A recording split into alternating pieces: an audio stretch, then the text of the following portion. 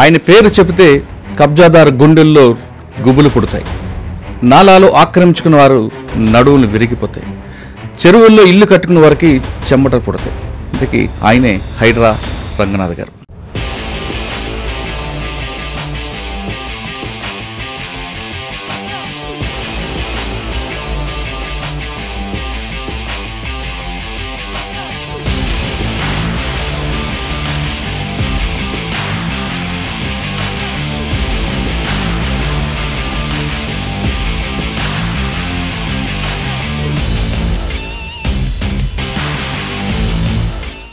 Buffer జోన్లో మీ ఇల్లు ఉందా? ఒకటి అడుగుతాను మురళి, మెడ మీద తల ఉంటుందా, తల మీద మెడ ఉంటుందా?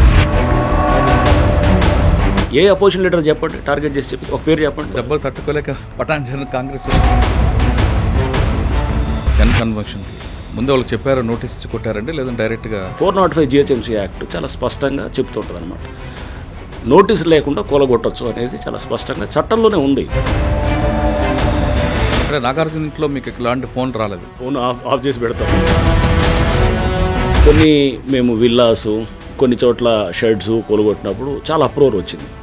అరే పేదవాళ్ళని కొడుతున్నారు, మిడిల్ క్లాస్ వాళ్ళని కొడుతున్నారు, లోన్లు తీసుకున్న వాళ్ళు కొడుతున్నారు.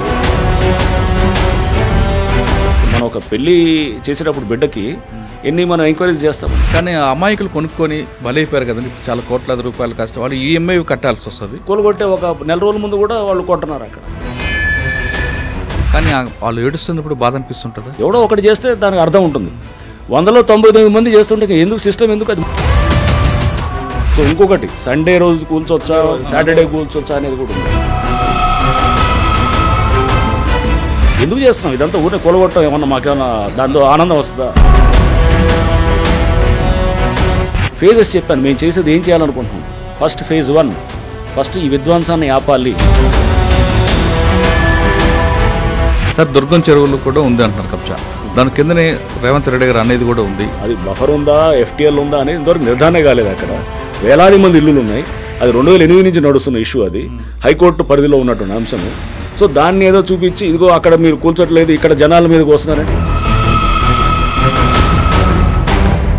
నా మీద బఫర్ జోన్ కాంట్రవర్సీ అయినా రేపు ఎవడు ఏదన్నా. కొంతమంది ప్రతిపక్షాలు హైడ్రా అనేది కేవలం ప్రభుత్వానికి ఒక జేబు సంస్థగా అయిపోయింది, డబ్బులు వచ్చి పడుతున్నాయి. మీరు ఏదో ఊరినే ఒట్టనేసి ఇది ATM సంస్థగా అయింది, ఖజానాలు నింపడానికో లేకపోతే ఎవడో కొంతమంది జేబులు చేయడానికో. జనరల్ అలిగేషన్స్ ఏముంటాయి నేను కూడా చెప్తాను.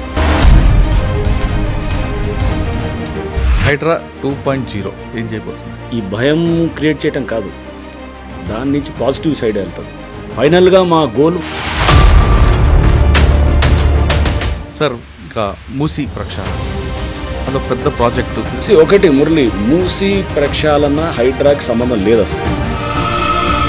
సార్ మీరు హైడ్రా స్టార్ట్ చేసిన తర్వాత చుట్టుపక్కల చెరువులని మొత్తం ప్రక్షాళన చేస్తూ బెంగళూరు వెళ్ళి అక్కడ ఒక లేక్ మ్యాన్ కలవడం, అక్కడ కాన్సెప్ట్ని ఇక్కడ అడాప్ట్ చేయడం అనే ఉద్దేశం. మేము బెంగళూరుకి వెళ్తే కూడా కొంతమంది కామెంట్ చేశారు, అది లేదు బెంగళూరు ఏంది, అది పనికిమాలిన సిటీ. అది కాకినాడలో మీరు పనిచేశారు, అప్పటి నుంచి నడుస్తుంది సార్ స్మగ్లింగ్ అనేది. పవన్ కళ్యాణ్ గారు చూసిందంటూ రైస్ అదేదో షిప్ వెళ్తుంటే కూడా దాన్ని సీజ్ చేయమని చెప్పారు. సో అంటే పెద్ద ఎత్తున స్మగ్లింగ్ అనేది అక్కడ జరుగుతున్నప్పుడు అక్కడ నెట్వర్క్ ఏం చేస్తున్నారు అక్కడ? Welcome to I dream. ఆయన పేరు చెబితే కబ్జాదారు గుండెల్లో గుబులు పుడతాయి. నాలాలు ఆక్రమించుకున్న వారు నడువులు విరిగిపోతాయి. చెరువుల్లో ఇల్లు కట్టుకున్న వారికి చెమటలు పుడతాయి. ఇక కబ్జాదార కోరల నుంచి బయటపడ్డ చెరువులు నిండు కుండల్లా కలకల్లాడతాయి. పార్కుల్లో పువ్వులు చక్కగా డ్యాన్సులు వేస్తుంటాయి. ఇంతకీ ఆయనే హైడ్రా రంగనాథ్ గారు. తను పనిచేస్తున్న పోస్టుని ఇంటి పేరుగా మార్చుకున్న వ్యక్తి హైడ్రా రంగనాథ్ గారు అలియాస్ AB రంగనాథ్ గారు, IPS కమిషనర్ హైడ్రా. రంగనాథ్ గారు ఎక్కడ పనిచేసినా ఒక స్పెషల్ మార్క్ ఉంటుంది. ఆయన తూర్పుగోదావరి జిల్లాలో పనిచేస్తున్నప్పుడు ఒక మార్క్ ఉంటుంది. అదేవిధంగా బలిమలలో ఒక ఇష్యూ ఉంటుంది. విజయవాడ వచ్చేసరికి అయోషా మీరా కేసు, అదేవిధంగా నల్లగొండలో తీసుకుంటే ప్రణీత్ కేసు, ఇలాగ ఆయన ఖమ్మంలో తీసుకున్న ఒక కేసు ఉంటుంది, వరంగల్లో కేసు ఉంటుంది. ఎక్కడైనా సరే ఆయన ఖచ్చితంగా రూల్ ఆఫ్ లా పాటించడం నెంబర్ 1. అందుకే ప్రభుత్వం కూడా ఆయనకి హైడ్రా అనే ఒక సంస్థకి కమిషనర్గా చేసింది. ఇక హైడ్రా తీసుకుంటే అందరికీ తెలిసింది కేవలం కూలగొట్టడం వరకే కాదు. హైడ్రా 2 అనేది స్టార్ట్ అవుతుంది. దానివల్ల ప్రజలకి ఎలాంటి ఉపయోగాలు ఉంటాయి? కేవలం హైడ్రాలో నాగార్జున ఇల్లు ఒకటే కాకుండా ఎవరు ఇల్లు కొట్టారు, మిగతా వాళ్ళ జోలికి ఎందుకు పోవడం లేదు, హైడ్రా అన్నది చెరువుల్లో ఇల్లు కట్టిన వాళ్ళకైనా లేదు సామాన్యుడికి ఇల్లు కూలి కొట్టడమేనా అనే విషయాల్ని సార్ నాడు తెలుసుకుందాం. సార్ నమస్తే అండి. నమస్తే మురళి. రంగనాథ్ రేవి రంగనాథ్ గారు హైడ్రా రంగనాథ్ అయిపోయారు మీరు. బహుశా నాకు తెలిసి పోస్టుల్లో ఇంటి పేరు మార్చుకుంది మీరు ఒకరు, తర్వాత జేడి లక్ష్మణ గారు అనుకుంటా.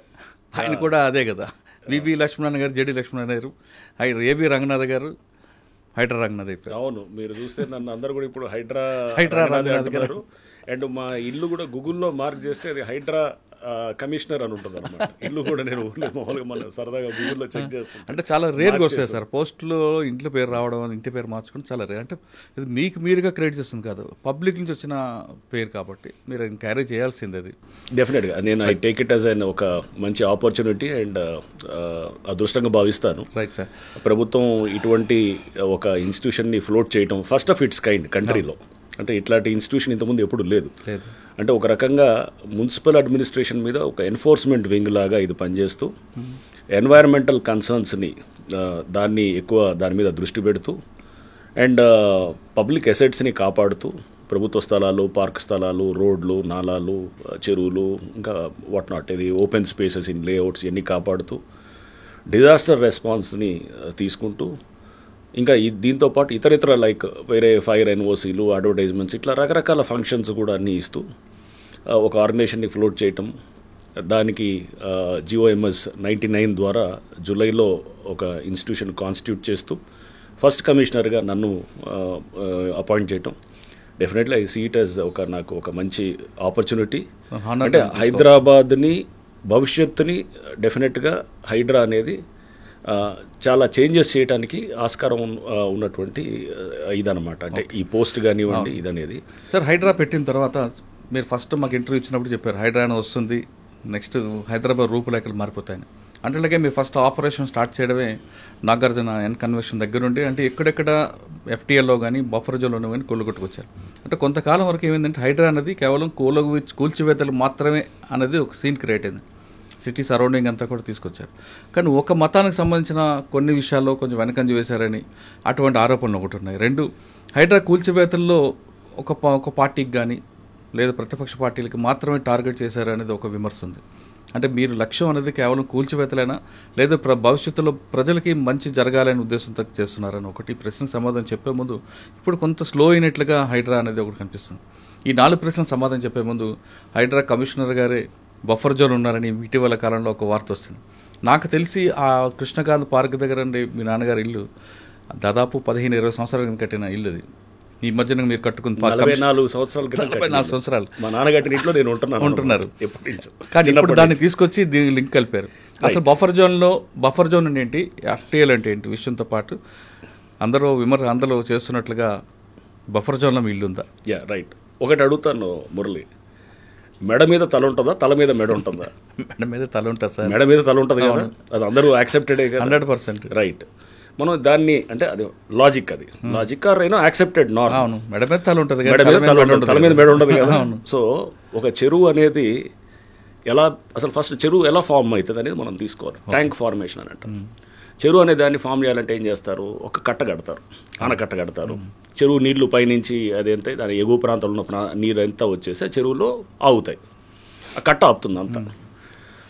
దాని చుట్టుపక్కల ప్రాంతాలన్నీ కూడా మునుగుతుంటాయి అన్నమాట. దాంతో ఆ చుట్టుపక్కల ప్రాంతాల్లో ముప్పుకి అయినప్పుడు అంటే దాని చెరువుని దాని ఎక్స్పాండ్ ఏరియా అంటే లేక్ ఎక్కడ దాకా దాన్ని ఎక్స్పాండ్ అవుతుంది అనేది దాన్నే FTL అంటారు అన్నమాట. అంటే ఒక చెరువు ఫుల్ ట్యాంక్ లెవెల్ అంటే చెరువు దాన్ని పూర్తిగా నిండిందంటే వెయిర్ అంటారు. మనం ఇప్పుడు అలుగు అంటాం కదా, అలుగు ఆ వెయిర్ హైట్ బట్టి నిండుతుంది అనమాట.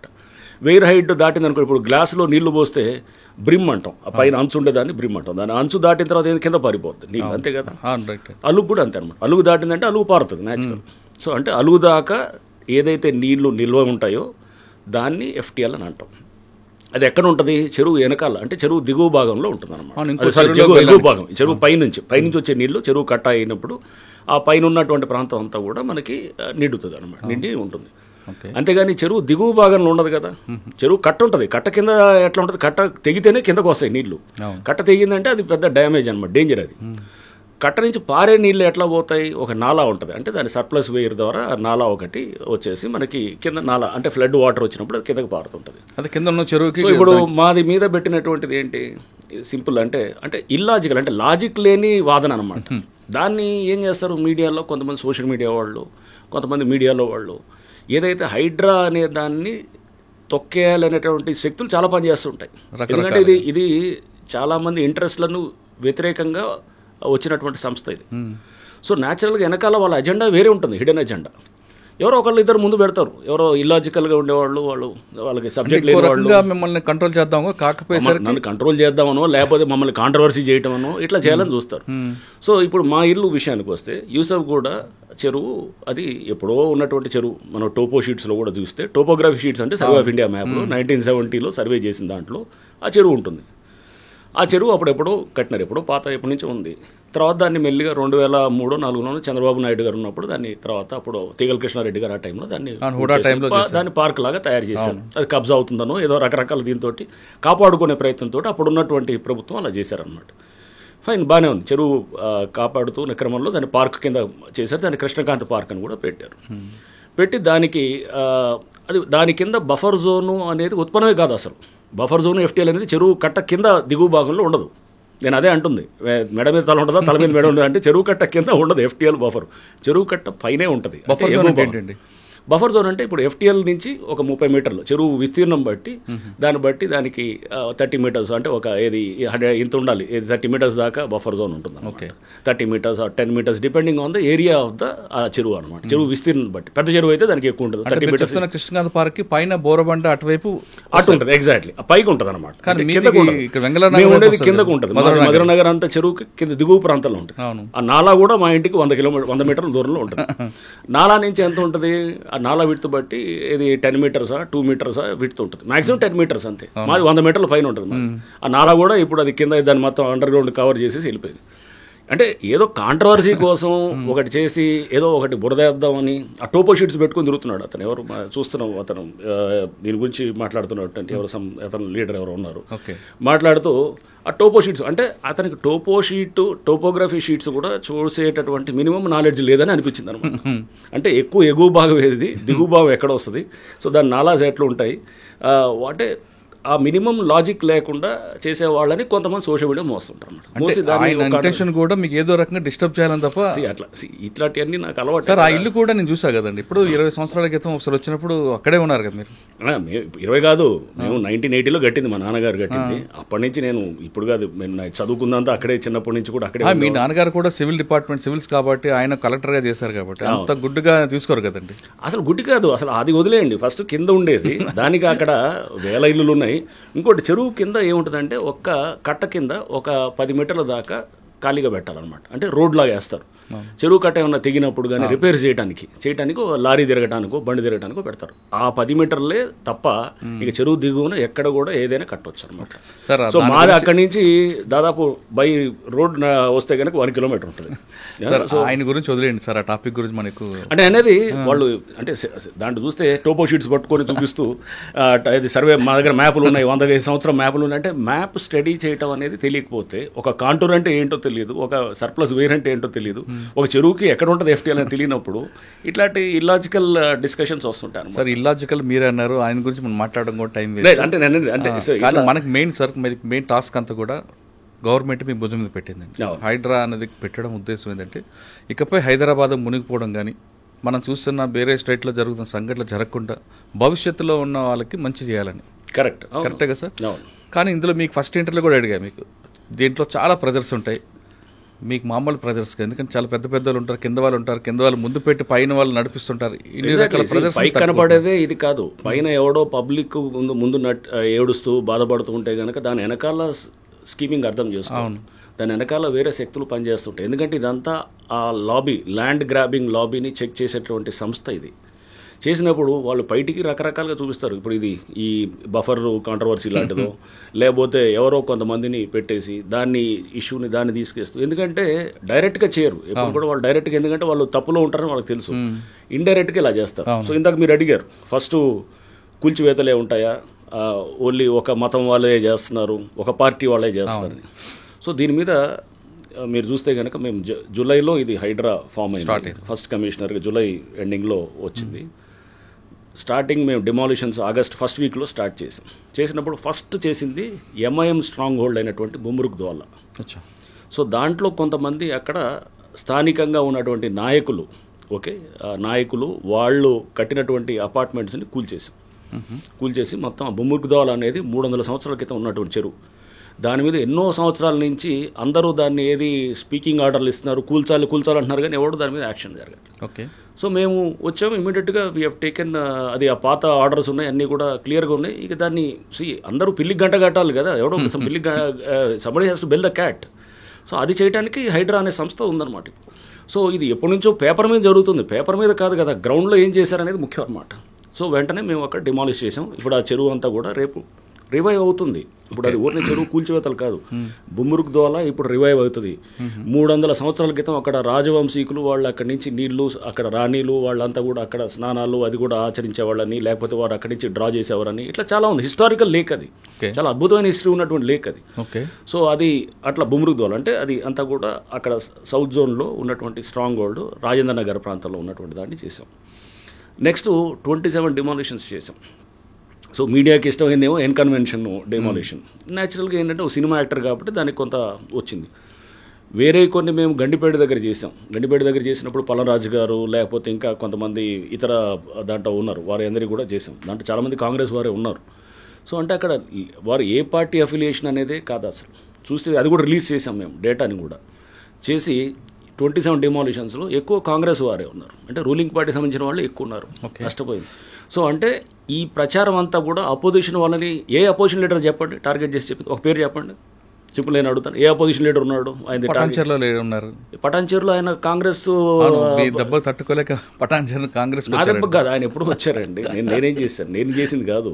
అక్కడ అక్కడ అక్కడ ఒక ఎమ్మెల్యే అని అనట్లేదు, అక్కడ ప్రతి వాళ్ళు కూడా వాళ్ళు అక్కడ వాళ్ళ మీద అక్కడ పబ్లిక్ చాలా కంప్లైంట్స్ ఉన్నాయన్నమాట, ల్యాండ్ ఇష్యూస్లో కంప్లైంట్స్ ఉన్నాయి. ఓకే. పల్లవరాజు గారి విషయంలో వచ్చినప్పుడు ఆయన చాలా ఇన్ఫ్లుయెన్స్ చూపించారు, మీరు ఎక్కడ కంట్రోల్ అవ్వలేదంటారు, వాస్తవాన్ని పల్లవరాజు గారు కానీ నాగార్జున గారి విషయంలో కానీ?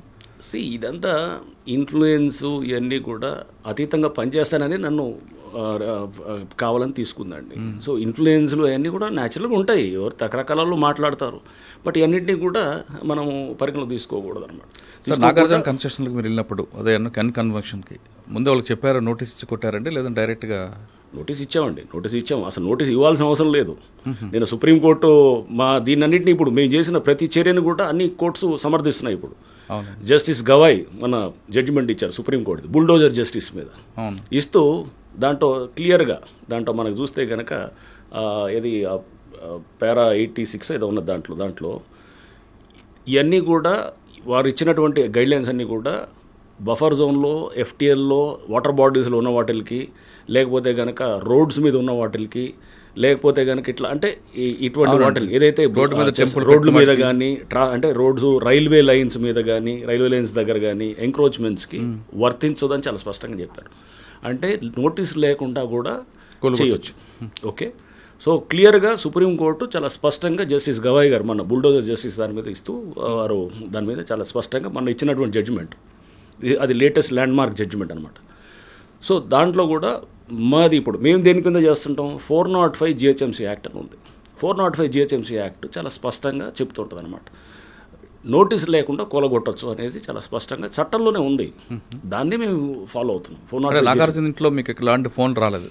ఫోన్లో వచ్చేలే తెలీదు ఆ టైంలో, ఫోన్ ఆఫ్ చేసి పెడతాను. సో ఎప్పుడు చేసుకున్నా సో ఫోన్లో వచ్చేలేదు నాకు అవన్నీ కాదు కానీ, బట్ ఇవన్నీ కూడా మనం పెట్టాల్సింది ఏంటంటే ఎటువంటి ప్రెషర్స్ ఉన్నా కానీ కూడా దానికి ఈల్డ్ కాకుండా ప్రభుత్వం నాకు ఇచ్చిందండి, ఆ ఫ్రీడమ్ ఇచ్చింది ఆపరేట్ చేయడానికి. ముఖ్యమంత్రి గారు ఆ ఫ్రీడమ్. 405 ప్రకారం వెళ్తున్నారు కరెక్ట్? 405 GHMC యాక్ట్ రైట్ అండి. మరి 111 జీవోలో కూడా ఉన్నాయి కదండి, వాటి మీదకి వెళ్తారు? 111 జీవో మా పరిధిలోకి రాదు కదా.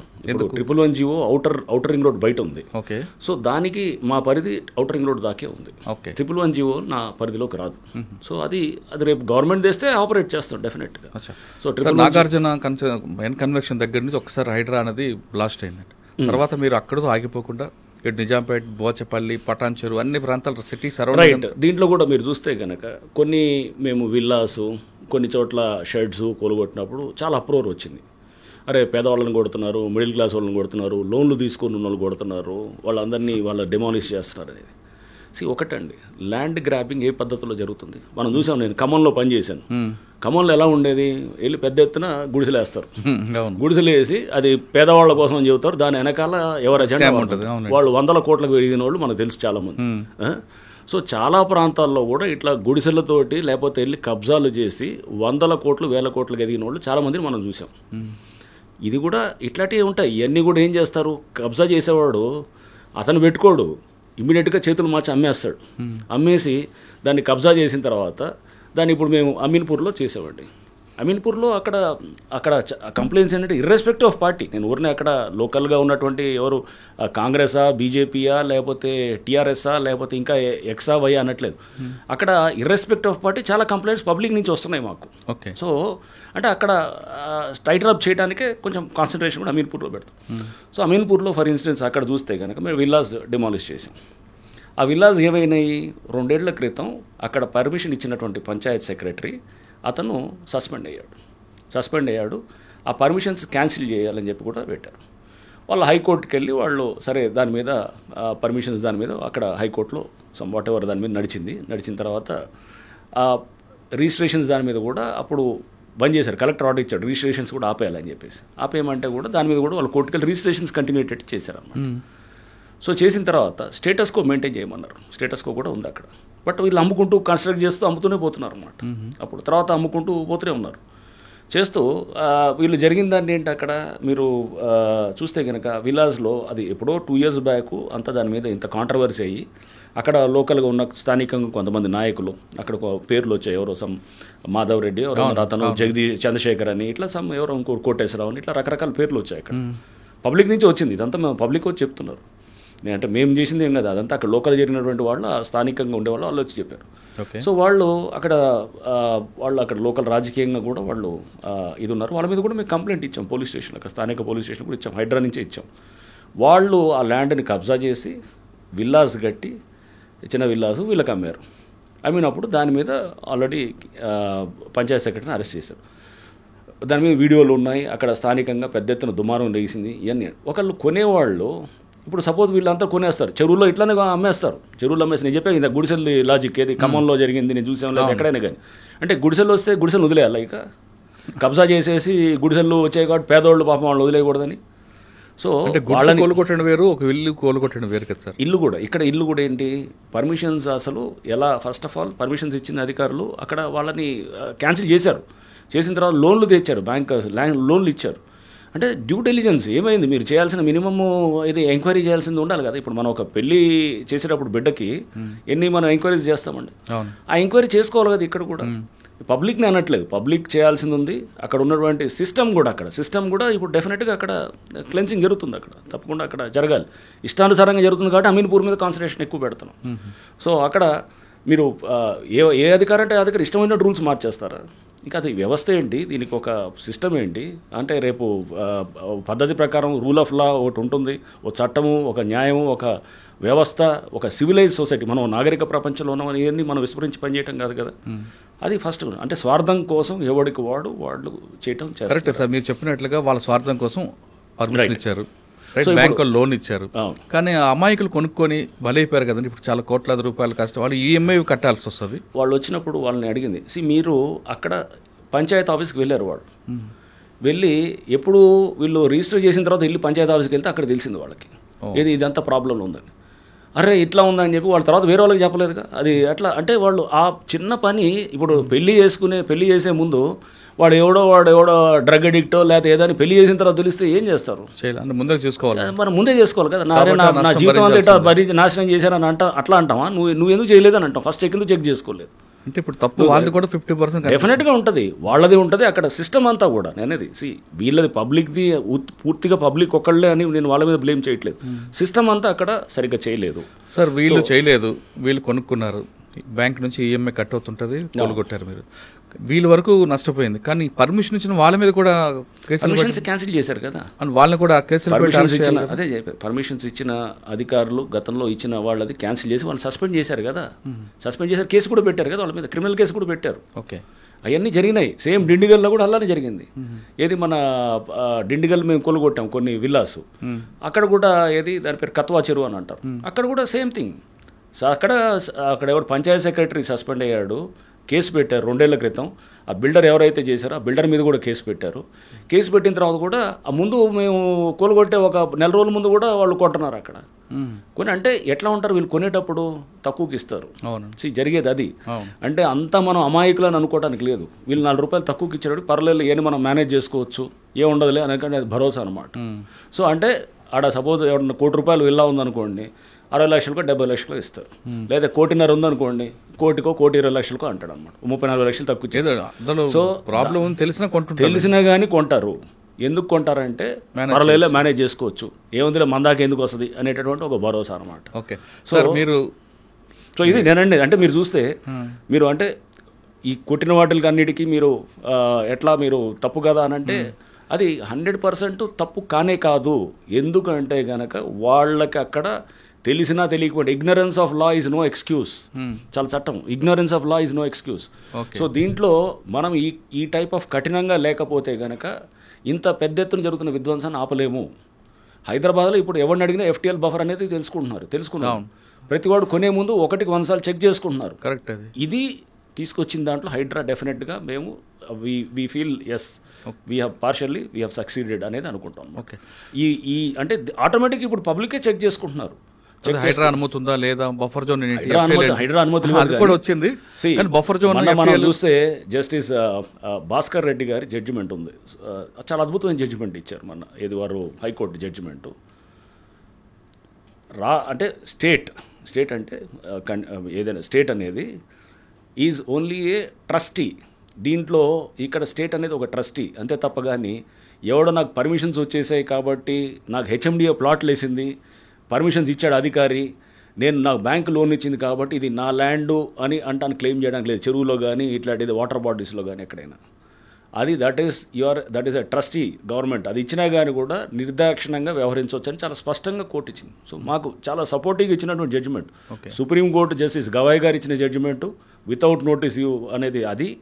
అండ్ జస్టిస్ భాస్కర్ రెడ్డి గారు వారు ఇచ్చినటువంటి జడ్జిమెంటు చాలా క్లియర్గా ఉన్నాయన్నమాట. సో చాలా లోతుగా అంటే చాలా డెప్త్లో తీసుకొని చేసినటువంటి జడ్జిమెంట్స్గా నేను చూస్తున్నాను. కరెక్టే సార్. మీకు చట్టం ప్రకారం వెళ్తున్నారు, మీరు ఎక్కడ కూడా అన్లాఫ్లోకి వెళ్ళట్లేదు, లా ప్రకారం వెళ్తున్నారు. కానీ వాళ్ళు ఏడుస్తున్నప్పుడు బాధ అనిపిస్తుంటుందా? నేను మొన్న కూడా నేను ఇంజనీర్స్ అందరితో మీటింగ్ అయినప్పుడు కూడా చెప్పాను. కొన్ని చోట్ల మురళి ఎట్లుండాలంటే మనసును చంపుకొని పనిచేయాలనేది నేను మొన్న కూడా చెప్పాను. ఇప్పుడు గంజాయి మీకు తెలుసు, నేను AOB ఏరియాలో రైడ్ చేశాం. మేము ఏది నల్గొండలో ఉన్నప్పుడు వెళ్ళి రైడ్ చేసాం. రైడ్ చేసినప్పుడు అక్కడ ఫైరింగ్ చేసాం. ఫైరింగ్ చేసి అక్కడ లక్షలాది కేజీల గంజాయి దేశవ్యాప్తంగా సరఫరా అవుతుంది. 10,000 కోట్ల మార్కెట్ అది AOB నుంచి. ఒకసారి వెళ్ళి అక్కడ మొత్తం ఫైరింగ్లు చేసి కాస్త హడావడి చేసేటప్పటికి అప్పుడు గతంలో ఉన్న ప్రభుత్వం కూడా వారు కూడా బాగా రియాక్ట్ అయ్యి వారు కూడా చేస్తుంది. పరివర్తన ఏదో పెట్టారు, చేసేసి మొత్తం దాన్ని మొత్తం గంజాయిని ఆపరేషన్ పరివర్తన చేసి మొత్తం గంజాయిని అంతా క్లీన్ చేయడం మొదలెట్టారు. సిస్టమ్ అనేది తప్పు చేయాలంటే భయపడాలి. విచ్చలవిడిగా అన్ని గంజాయి అంతా సాగుల్లో ఉంటే కనుక అది వ్యవస్థ ఏంటి అక్కడ? ఇప్పుడు ఎవడంట ఇష్టమైనట్టు అందరూ అనాథరైజ్గా కడుతుంటే వ్యవస్థ ఏంటి అక్కడ? ఎవడో ఒకటి చేస్తే దానికి అర్థం ఉంటుంది. 100లో 99 మంది చేస్తుంటే ఎందుకు సిస్టమ్ ఎందుకు అది మూసేసి మనం మామూలుగా చేయాలన్నమాట. అది గంజాయి అంతా సాగు చేస్తే లీగలైజ్ చేయాలి అక్కడ, అంతేగాని. అంటే అక్కడ ఆ గంజాయి దాంట్లో చూసేటప్పుడు మనం ఎలా చూస్తాం, అక్కడ దానివల్ల ఒక 10,000-20,000 మంది ఎఫెక్ట్ అవుతారు. అది ముఖ్యమా? కంట్రీ మొత్తం ఉన్నటువంటి కోట్లాది మంది దానివల్ల బెనిఫిట్ అవుతారు. సెకండ్ వన్ మనం ప్రయారిటీ. ఎగ్జాక్ట్లీ. సో అంటే ఇదే బెంథమ్స్ యూటిలిటేరియనిజం అని ఉంటుంది అనమాట. అంటే మనం దీంట్లో ఎవరికి ఎక్కువ లాభం చేసేది ఉంటే దానివైపు మనం మొగ్గు చూపాలని. సో ఇక్కడ కొంతమంది డెఫినెట్గా కొంతమంది ఇంట్రెస్ట్లు పోతాయి, ఎఫెక్ట్ అవుతాయి. ఇక్కడ నష్టపోయిన వాళ్ళు ఉండొచ్చు వాళ్ళు. ఓకే. సో కొంతమంది విల్లాస్ పోయిన వాళ్ళకి కూడా చట్టవిరుద్ధంగానే ఉన్నాయి అన్నీ కూడా, చట్టపరంగా ఏది లేదు. అది మన జస్టిస్ మన భాస్కర్ రెడ్డి గారు చెప్పింది కానివ్వండి, వాళ్ళని వెళ్ళి మీరు కంపెన్సేట్ చేయమని క్లెయిమ్ చేయమనంటే మా మీద కోర్టులో రూపాయి రాదు చెప్తున్నారు కదా. ఎందుకంటే లీగల్గా we are on the right side. వెళ్ళి వాళ్ళు ఏమనండి, ఏ కోర్టులో అయినా ఏమనండి, వేసి పైసలు కట్టమనండి, కొలగొట్టిన దానికి రూపాయి కూడా రాదు. Because they are on the wrong side. చట్టపరంగా they are on the wrong side. అయినా కానీ కూడా మమ్మల్ని కొల్చకూడదు అని చెప్పంటే కనుక సేమ్ థింగ్. ఇప్పుడు నేను చెప్తున్నా కదా, గంజాయి దగ్గర మీరు చేస్తే కనుక అక్కడ ఎఫెక్ట్ అవుతారేమో. బట్ కంట్రీ వైడ్ అనేది మనకి డెఫినెట్గా దానివల్ల ఇంపాక్ట్ అవుతుంది. దానివల్ల అయింది. కేజీలు మీరు చూస్తే కనుక AOB నుంచి చాలా పెద్ద ఎత్తున తగ్గిపోయింది. అవునండి. అప్పుడు మేము చేసినటువంటి ఆ ఆపరేషన్ తర్వాత గవర్నమెంట్ అక్కడ కూడా చాలా స్పందించారు. అప్పుడు ఉన్నటువంటి జగన్మోహన్ రెడ్డి గారి ప్రభుత్వం కానివ్వండి, లేదా ఇప్పుడు చంద్రబాబు నాయుడు గారి ప్రభుత్వం కూడా వారు కూడా కంటిన్యూ చేస్తున్నారు. అంటే ప్రాజెక్ట్ కూడా పెట్టారు. ఏపీ గవర్నమెంట్ అంతా కూడా పాత గవర్నమెంట్ అయినా కొత్త గవర్నమెంట్ అయినా గంజాయి అనే దాని మీద చాలా ఫోకస్గా పెట్టి చేస్తున్నారు. విచ్ ఈస్ వీ వాంట్, అదే కావాలి కదా. అక్కడి నుంచే సోర్స్ మనకి అంతా వస్తుంది. సో అంటే ఈ అన్నిట్లో కూడా ఇప్పుడు ఈ కొంతమంది ఎఫెక్ట్ అయ్యారంటే కనుక దీంట్లో ఎఫెక్ట్ అయిన వాళ్ళు ఎవరంటే వాళ్ళు తప్పకుండా ఇప్పుడు ఎవడో ఒకటి మీద ఫస్ట్ వేటు పడుతుంది కదా. దానివల్ల అందరికీ ఇది సెన్సిటివ్ లీగల్గా 100% we are on the right side. So ఇంకొకటి సండే రోజు కూల్చొచ్చా, మండే రోజు సాటర్డే కూల్చొచ్చా అనేది కూడా ఉంది. సో అప్పుడు బహుశా హైకోర్టులో కూడా దీని మీద వచ్చింది. బట్ మీకు చెప్పాలని మళ్ళీ అది కూడా హైకోర్టు జడ్జిమెంటే ఉంది, 3 AS's జడ్జిమెంట్ అని చాలా స్పష్టంగా. అది సండే అయినా ఏది సాటర్డే అయినా ఎప్పుడైనా కూల్చొచ్చు, 3 AS's వితౌట్ నోటీస్. సో అది ఉంది. వితౌట్ నోటీస్ కూడా చేయొచ్చు. Without notice 405 GHMC act. And Sunday అయినా సాటర్డే అయినా ఎప్పుడైనా చేయొచ్చు. Only public holidays 3 AS's judgement అనేది ఒక క్లబ్ హౌస్ని డిమాలిష్ చేస్తారు. ఏది ఏలూరు దగ్గర ఉండడం క్లబ్ హౌసెస్ చేసినప్పుడు దాంట్లో అది మొహరం రోజు ఏదో ఉంటుంది అనుకుంటా, అది పండగ రోజు ఏదో అంటే పబ్లిక్ హాలిడే. ఆ రోజు చేసినప్పుడు అది ఆ రోజు సండే కూడా వస్తుంది, సండే అనేది వస్తే 3 AS జడ్జిమెంట్లో డివిజన్ బెంచ్ ఆఫ్ హైకోర్టు చాలా స్పష్టంగా చెప్తారు అనమాట. మీరు సండే అయినా సాటర్డే అయినా ఎప్పుడైనా కూల్చొచ్చు, ఓన్లీ పబ్లిక్ హాలిడే అది సండే రోజు పడ్డా కానీ కూడా మీరు చేయొద్దు అని చెప్తాం. అంటే పబ్లిక్ హాలిడే రోజు కూల్చొద్దు. సపోజ్ గాంధీ జయంతి ఏదో ఉంది, లేదా ఏదో సంక్రాంతి ఉంది, లేకపోతే ఏదో దసరా ఉంది, పబ్లిక్ హాలిడే రోజు చేయొద్దు. పబ్లిక్ హాలిడే సండే రోజు పడ్డా కానీ కూడా చేయొద్దు అని కూడా ఇచ్చారన్నమాట. అంటే క్లారిటీ ఇవ్వడం అన్నమాట. సండే రోజు చేయొచ్చు అనేది కూడా స్పష్టంగా చెప్తాం. అంటే సాటర్డే సండే అప్పుడు అన్నారు మీరు అంతా సెలవుల రోజే చేస్తున్నారు, సెలవులు ఎప్పుడైనా చేయొచ్చు. This is no bar. 3 AS judgement చాలా స్పష్టంగా ఉంది. We follow the procedure, rule of law అనేది ఉంటుంది. నోటీసులు ఇవ్వాల్సిన చోటు నోటీసులు ఇస్తున్నాము. ఇప్పుడు మాకు చాలా బలోపేతం చేశారు. ఇప్పుడు ఏది ప్రభుత్వం నుంచి ఆర్డినెన్స్ ద్వారా మాకు చాలా పవర్స్ ఇచ్చారు. చాలా యాక్ట్స్ ద్వారా కూడా మాకు పవర్స్ వచ్చాయి. మ్యాన్ పవర్ వచ్చాయి, చాలా స్ట్రెంత్. ఇప్పుడు మీరు అంటున్నారు సైలెంట్ అయిపోయిందా అన్నారు. సైలెంట్ ఏం కాదు. ఇవన్నీ కూడా ఒక స్ట్రాటజికల్గా వీఆర్ దాన్ని బిల్డ్ చేస్తున్నాం అనమాట. ఇప్పటికీ డెమాలిషన్స్ అవుతున్నాయి. కానీ మీకు ఏంటంటే నాగార్జున డెమాలిషన్ లాంటిది అయితేనే మీరు అప్పుడు దాన్ని మీడియా విల్ బి హ్యాపీ, అది క్యారీ చేయాలనుకుంటారు. సో వెనకాల చాలా జరుగుతున్నాయి, డెమాలిషన్స్ అవుతూనే ఉన్నాయి. కానీ అది చిన్న చిత్కా అన్ని జరుగుతూనే ఉన్నాయి. సో మీరు అనుకుంటే మేము మీరు ఫస్ట్ గుర్తుపెట్టుకోవాల్సింది అంటే ఆగస్ట్లో వచ్చినప్పుడు ప్రెస్ మీట్ పెట్టాం మేము. పెట్టి నేను పవర్ పాయింట్ ప్రజెంటేషన్ ఇచ్చాను. నేషనల్ రిమోట్ సెన్సింగ్ ఏజెన్సీ డేటాని స్క్రీన్ మీద చూపిస్తూ మీడియా అందరితో కూడా మాట్లాడు. ఆగస్ట్ ఫస్ట్ వీక్ అండి, డిమాలిషన్ కూడా స్టార్ట్ చేయలేదు. చెప్తూ 61% చెరువులు మొత్తం ఆక్రమణ అయినాయి హైదరాబాద్లో, మిగతా ఉంది 39% అని రిమోట్ సెన్సింగ్ దాంతో చెప్తూ ఫేజెస్ చెప్పాను. మేము చేసేది ఏం చేయాలనుకుంటున్నాను. ఫస్ట్ ఫేజ్ 1 ఫస్ట్ ఈ విధ్వంసాన్ని ఆపాలి. ఈ విధ్వంసాన్ని ఎలా ఆపాలంటే కనుక we'll go on demolitions. Next phase 2 ఈ డెమాలిషన్స్ తోటి ఆగిపోతాయి. ఫస్ట్ ఫర్దర్ ఎంక్రోచ్మెంట్స్ ఆగిపోతాయి. అన్ని కూలగొడదాం అనట్లేదు. డెమాలిషన్ చేయగానే ఆ డిటరెన్స్ తోటి ఎవ్రీథింగ్ విల్ కొంతవరకు అవుతుంది. ఆ తర్వాత ఫర్దర్గా ఏం చేసాం, అధికారుల మీద కేసులు పెట్టాం, డెమాలిషన్స్ చేసినప్పుడు ఇప్పుడు చేయాలంటే 1-2 సార్లు ఆలోచన చేస్తారు. రేపు ఎవడైనా ఇప్పుడు చేసినాడు అనుకోండి, ఇప్పుడు చేస్తే అతను రేపు తప్పకుండా ముందు అతనికి డెమాలిషన్ అవుతుంది. ఇప్పుడు కూడా అంటే first is demolition, second is రిజ్యునేషన్. అంటే ఎందుకు చేస్తున్నాం ఇదంతా? ఊరిని కూలగొట్టం ఏమన్నా మాకేమన్నా దాంతో ఆనందం వస్తుందా? కూలగొట్టం ఇది డిస్ట్రక్టివ్, భవిష్యత్తు కోసం కదండి. ఎగ్జాక్ట్లీ. దీని తర్వాత అసలు పని అప్పుడు మొదలవుతుంది. ఇది మొదట జరుగుతున్నది, ఇది ఒక ప్రారంభంలో జరిగేటటువంటి ఒక ప్రక్రియ మాత్రం ఇది. దాని తర్వాత జరిగేది అసలుది చెరువులు నాలాలు రివైవల్ అనమాట. అది దట్ ఈస్ మోర్ ఇంపార్టెంట్. కూలగొట్టం ఇంపార్టెంట్ కాదు. కన్స్ట్రక్టివ్గా చెరువుని పునరుద్ధరణ చేయటం, నాలాలు మళ్ళీ ఎస్టాబ్లిష్ చేయటం, లేకపోతే గవర్నమెంట్ ల్యాండ్ని రిస్టోర్ చేయటం, పార్క్ ఉంటే కనుక పార్కును రిస్టోర్ చేయటం, ఇవన్నీ దీస్ ఆర్ ద మనకి జరిగేటటువంటి ఇంపార్టెంట్ ఇదనమాట. సో అంతే తప్ప కానీ ఇది చేసేది దానికోసం. అది డెమాలిషన్ స్టార్ట్ చేయకముందే చెప్పాం. సో అంటే దాని అర్థం అన్నీ చేస్తారనేది. ఇప్పుడు ఏది మీరు నివాసమై ఉన్నటువంటి ఇళ్ళని దాన్ని కూల్చొని ఇప్పుడు అంటున్నారు, ఇంతకుముందు ఫస్ట్ నుంచి ఇదే మాట అంటున్నాం. ఎప్పుడు కూడా మేము నివాసం ఉన్న ఇల్లుని ఏదీ కూల్చలేదు. ఒక్కటి సున్నం చెరువు దగ్గర రేకుల షెడ్లు అది ఉన్నదాన్ని అక్కడ చేసాం. అది ఏది సున్నం చెరువు దగ్గర వాళ్ళు ఎందుకు అక్కడ ఎవడైతే గ్రాబ్ చేసి ఉన్నాడో, ఆ చెరువుని గ్రాబ్ చేసి ట్యాంకర్ల బిజినెస్ చేస్తున్నాడో అతని కింద పనిచేసే స్టాఫ్ అనమాట. దానికి ముందు ఒక వారం రోజుల ముందు ఎన్కన్వెన్షన్ కూల్చినప్పుడు దాని చుట్టూ చెరువు చుట్టూ, ఆ తెమ్మిడికొంట చెరువు అంటారు, దాని చుట్టూ చాలా షెడ్స్, చాలామంది ఇట్లా ఏది ఉన్నాయి, చిన్న ఇల్లులు వేసుకున్న వాళ్ళు ఉన్నారు. ఎవరికి కూల్చలేదే. అది బఫర్ జోన్లో FTL వచ్చినా కానీ కూడా కూల్చలేదు. అంటే చాలా ఫస్ట్ నుంచి చాలా స్పష్టంగా ఉన్నాము. అంతేగాని ఇప్పుడు ఏదో సడన్గా ఏదో మేమేదో ఏది అక్కడ కూల్చారు ఇక్కడ కూల్చారంటే డిస్కనెక్టెడ్గా ఉన్న వాటిని కలపటకూడదు అనమాట. అక్కడ ఇల్లులు ఏ పరిస్థితిలో కూల్చామంటే అది ఒక ల్యాండ్ గ్రాబరు, అతను ఆ కమర్షియల్గా చేస్తున్నాడు, అతనితో చేస్తున్నాడు. అతను తప్పకుండా చేస్తాం. ఇక ముందు కూడా ఎవడైతే కనుక గ్రాప్ చేయాలనే ఉద్దేశంతో సపోజ్ నైట్ అక్కడ ఇల్లులు కట్టారనుకోండి, నైట్ కడితే ఖచ్చితంగా కూలుస్తాం. అదే మీరు చేసిన కూలగొట్టిన ఇంట్లో కిచెన్ ఉంది, అదే కదండి. అది వాళ్ళు ఎవరో చిన్నమ్మాయిని పలకలు తీసుకొని ఇవ్వలేదు అని అంటున్నారు. ఒకటి రెండు ఇన్సిడెంట్స్ అక్కడ కింద జరిగేటప్పుడు దాన్ని సోషల్ మీడియాలో చూపించేసి దాని వెనకాల ఎవరు ఉంటారు, దాని ఇంట్రెస్ట్, దాని వేరే ఇంట్రెస్ట్లు ఉండేవాళ్ళు ఉంటారన్నమాట. దాన్ని చాలా పెద్దగా చూపిస్తూ అదేది ఆ చిన్నపిల్లని అక్కడ వందలాది మంది డెమోలు జరిగేటప్పుడు ఒకటి రెండు చిన్న చిన్న పొరపాట్లు అయితే కనుక డెఫినెట్గా బాధపడతాం. తర్వాత మా వాళ్ళని కోపడ్డాను, అరే పిల్లలకి వాళ్ళకి మీరు వాళ్ళు అక్కడ పలకలు తీయడం లేదా వాళ్ళు వాటర్ అడిగితే కనుక ఎందుకు చేయలేదని చెప్పి కోపడ్డాం. ఒక ఆమె కూడా ఆత్మహత్య చేసుకుంది అనుకుంటా కదండి. అసలు మాకు సంబంధం లేదు, అది కూడా మాకు కలిపారు అన్ని ఖాతాల్లో. అంటే ఎవరు ఎక్కడ ఏది జరిగినా కానీ కాశ్మీర్ దాకా మొత్తం మా ఖాతాలో వస్తుంటుంది అనమాట, హైదరాబాద్లో పడుతుంటుంది ఇప్పుడు. సో అది అక్కడెక్కడో సిద్దిపేట దగ్గర ఏదో చేస్తే కూడా ఏది మన ఎవరో ఇల్లు బిల్డింగ్ కడితే దాంట్లో చెరువులో దాన్ని కూల్చేశారనమాట. అవును, అక్కడ లోకల్ వాళ్ళు చేశారు, మాకు సంబంధం లేదు. అది కూడా మా దాంట్లోనే వేసారు ఖాతాలో. సో ఇప్పుడు ఆమె ఎవరో లేడీ ఎందుకు చనిపోయిందో ఏమో తెలియదు. ఆ కుక్కట్పల్లి పోలీస్ స్టేషన్ పరిధిలో అక్కడ ఎక్కడో చనిపోతే ఆమె ఎక్కడో బఫర్ జోన్ అవతల ఉందంట ఆమె ఇల్లు. మరి వాళ్ళ పిల్లలతో ఏమి గొడవ ఏందో తెలియదు, కానీ అది అసలు మాకు సంబంధం లేదు, మేము నోటీస్ ఇచ్చింది లేదు, ఏమి లేదు, దాన్ని మమ్మల్ని చేస్తారు, మా అకౌంట్లో వేస్తారు. అట్లా అన్ని అంటే దీని వెనకాల ఉన్నటువంటి మనం ఫస్ట్ గుర్తుపెట్టు, మేము we're fighting against a very very strong lobby.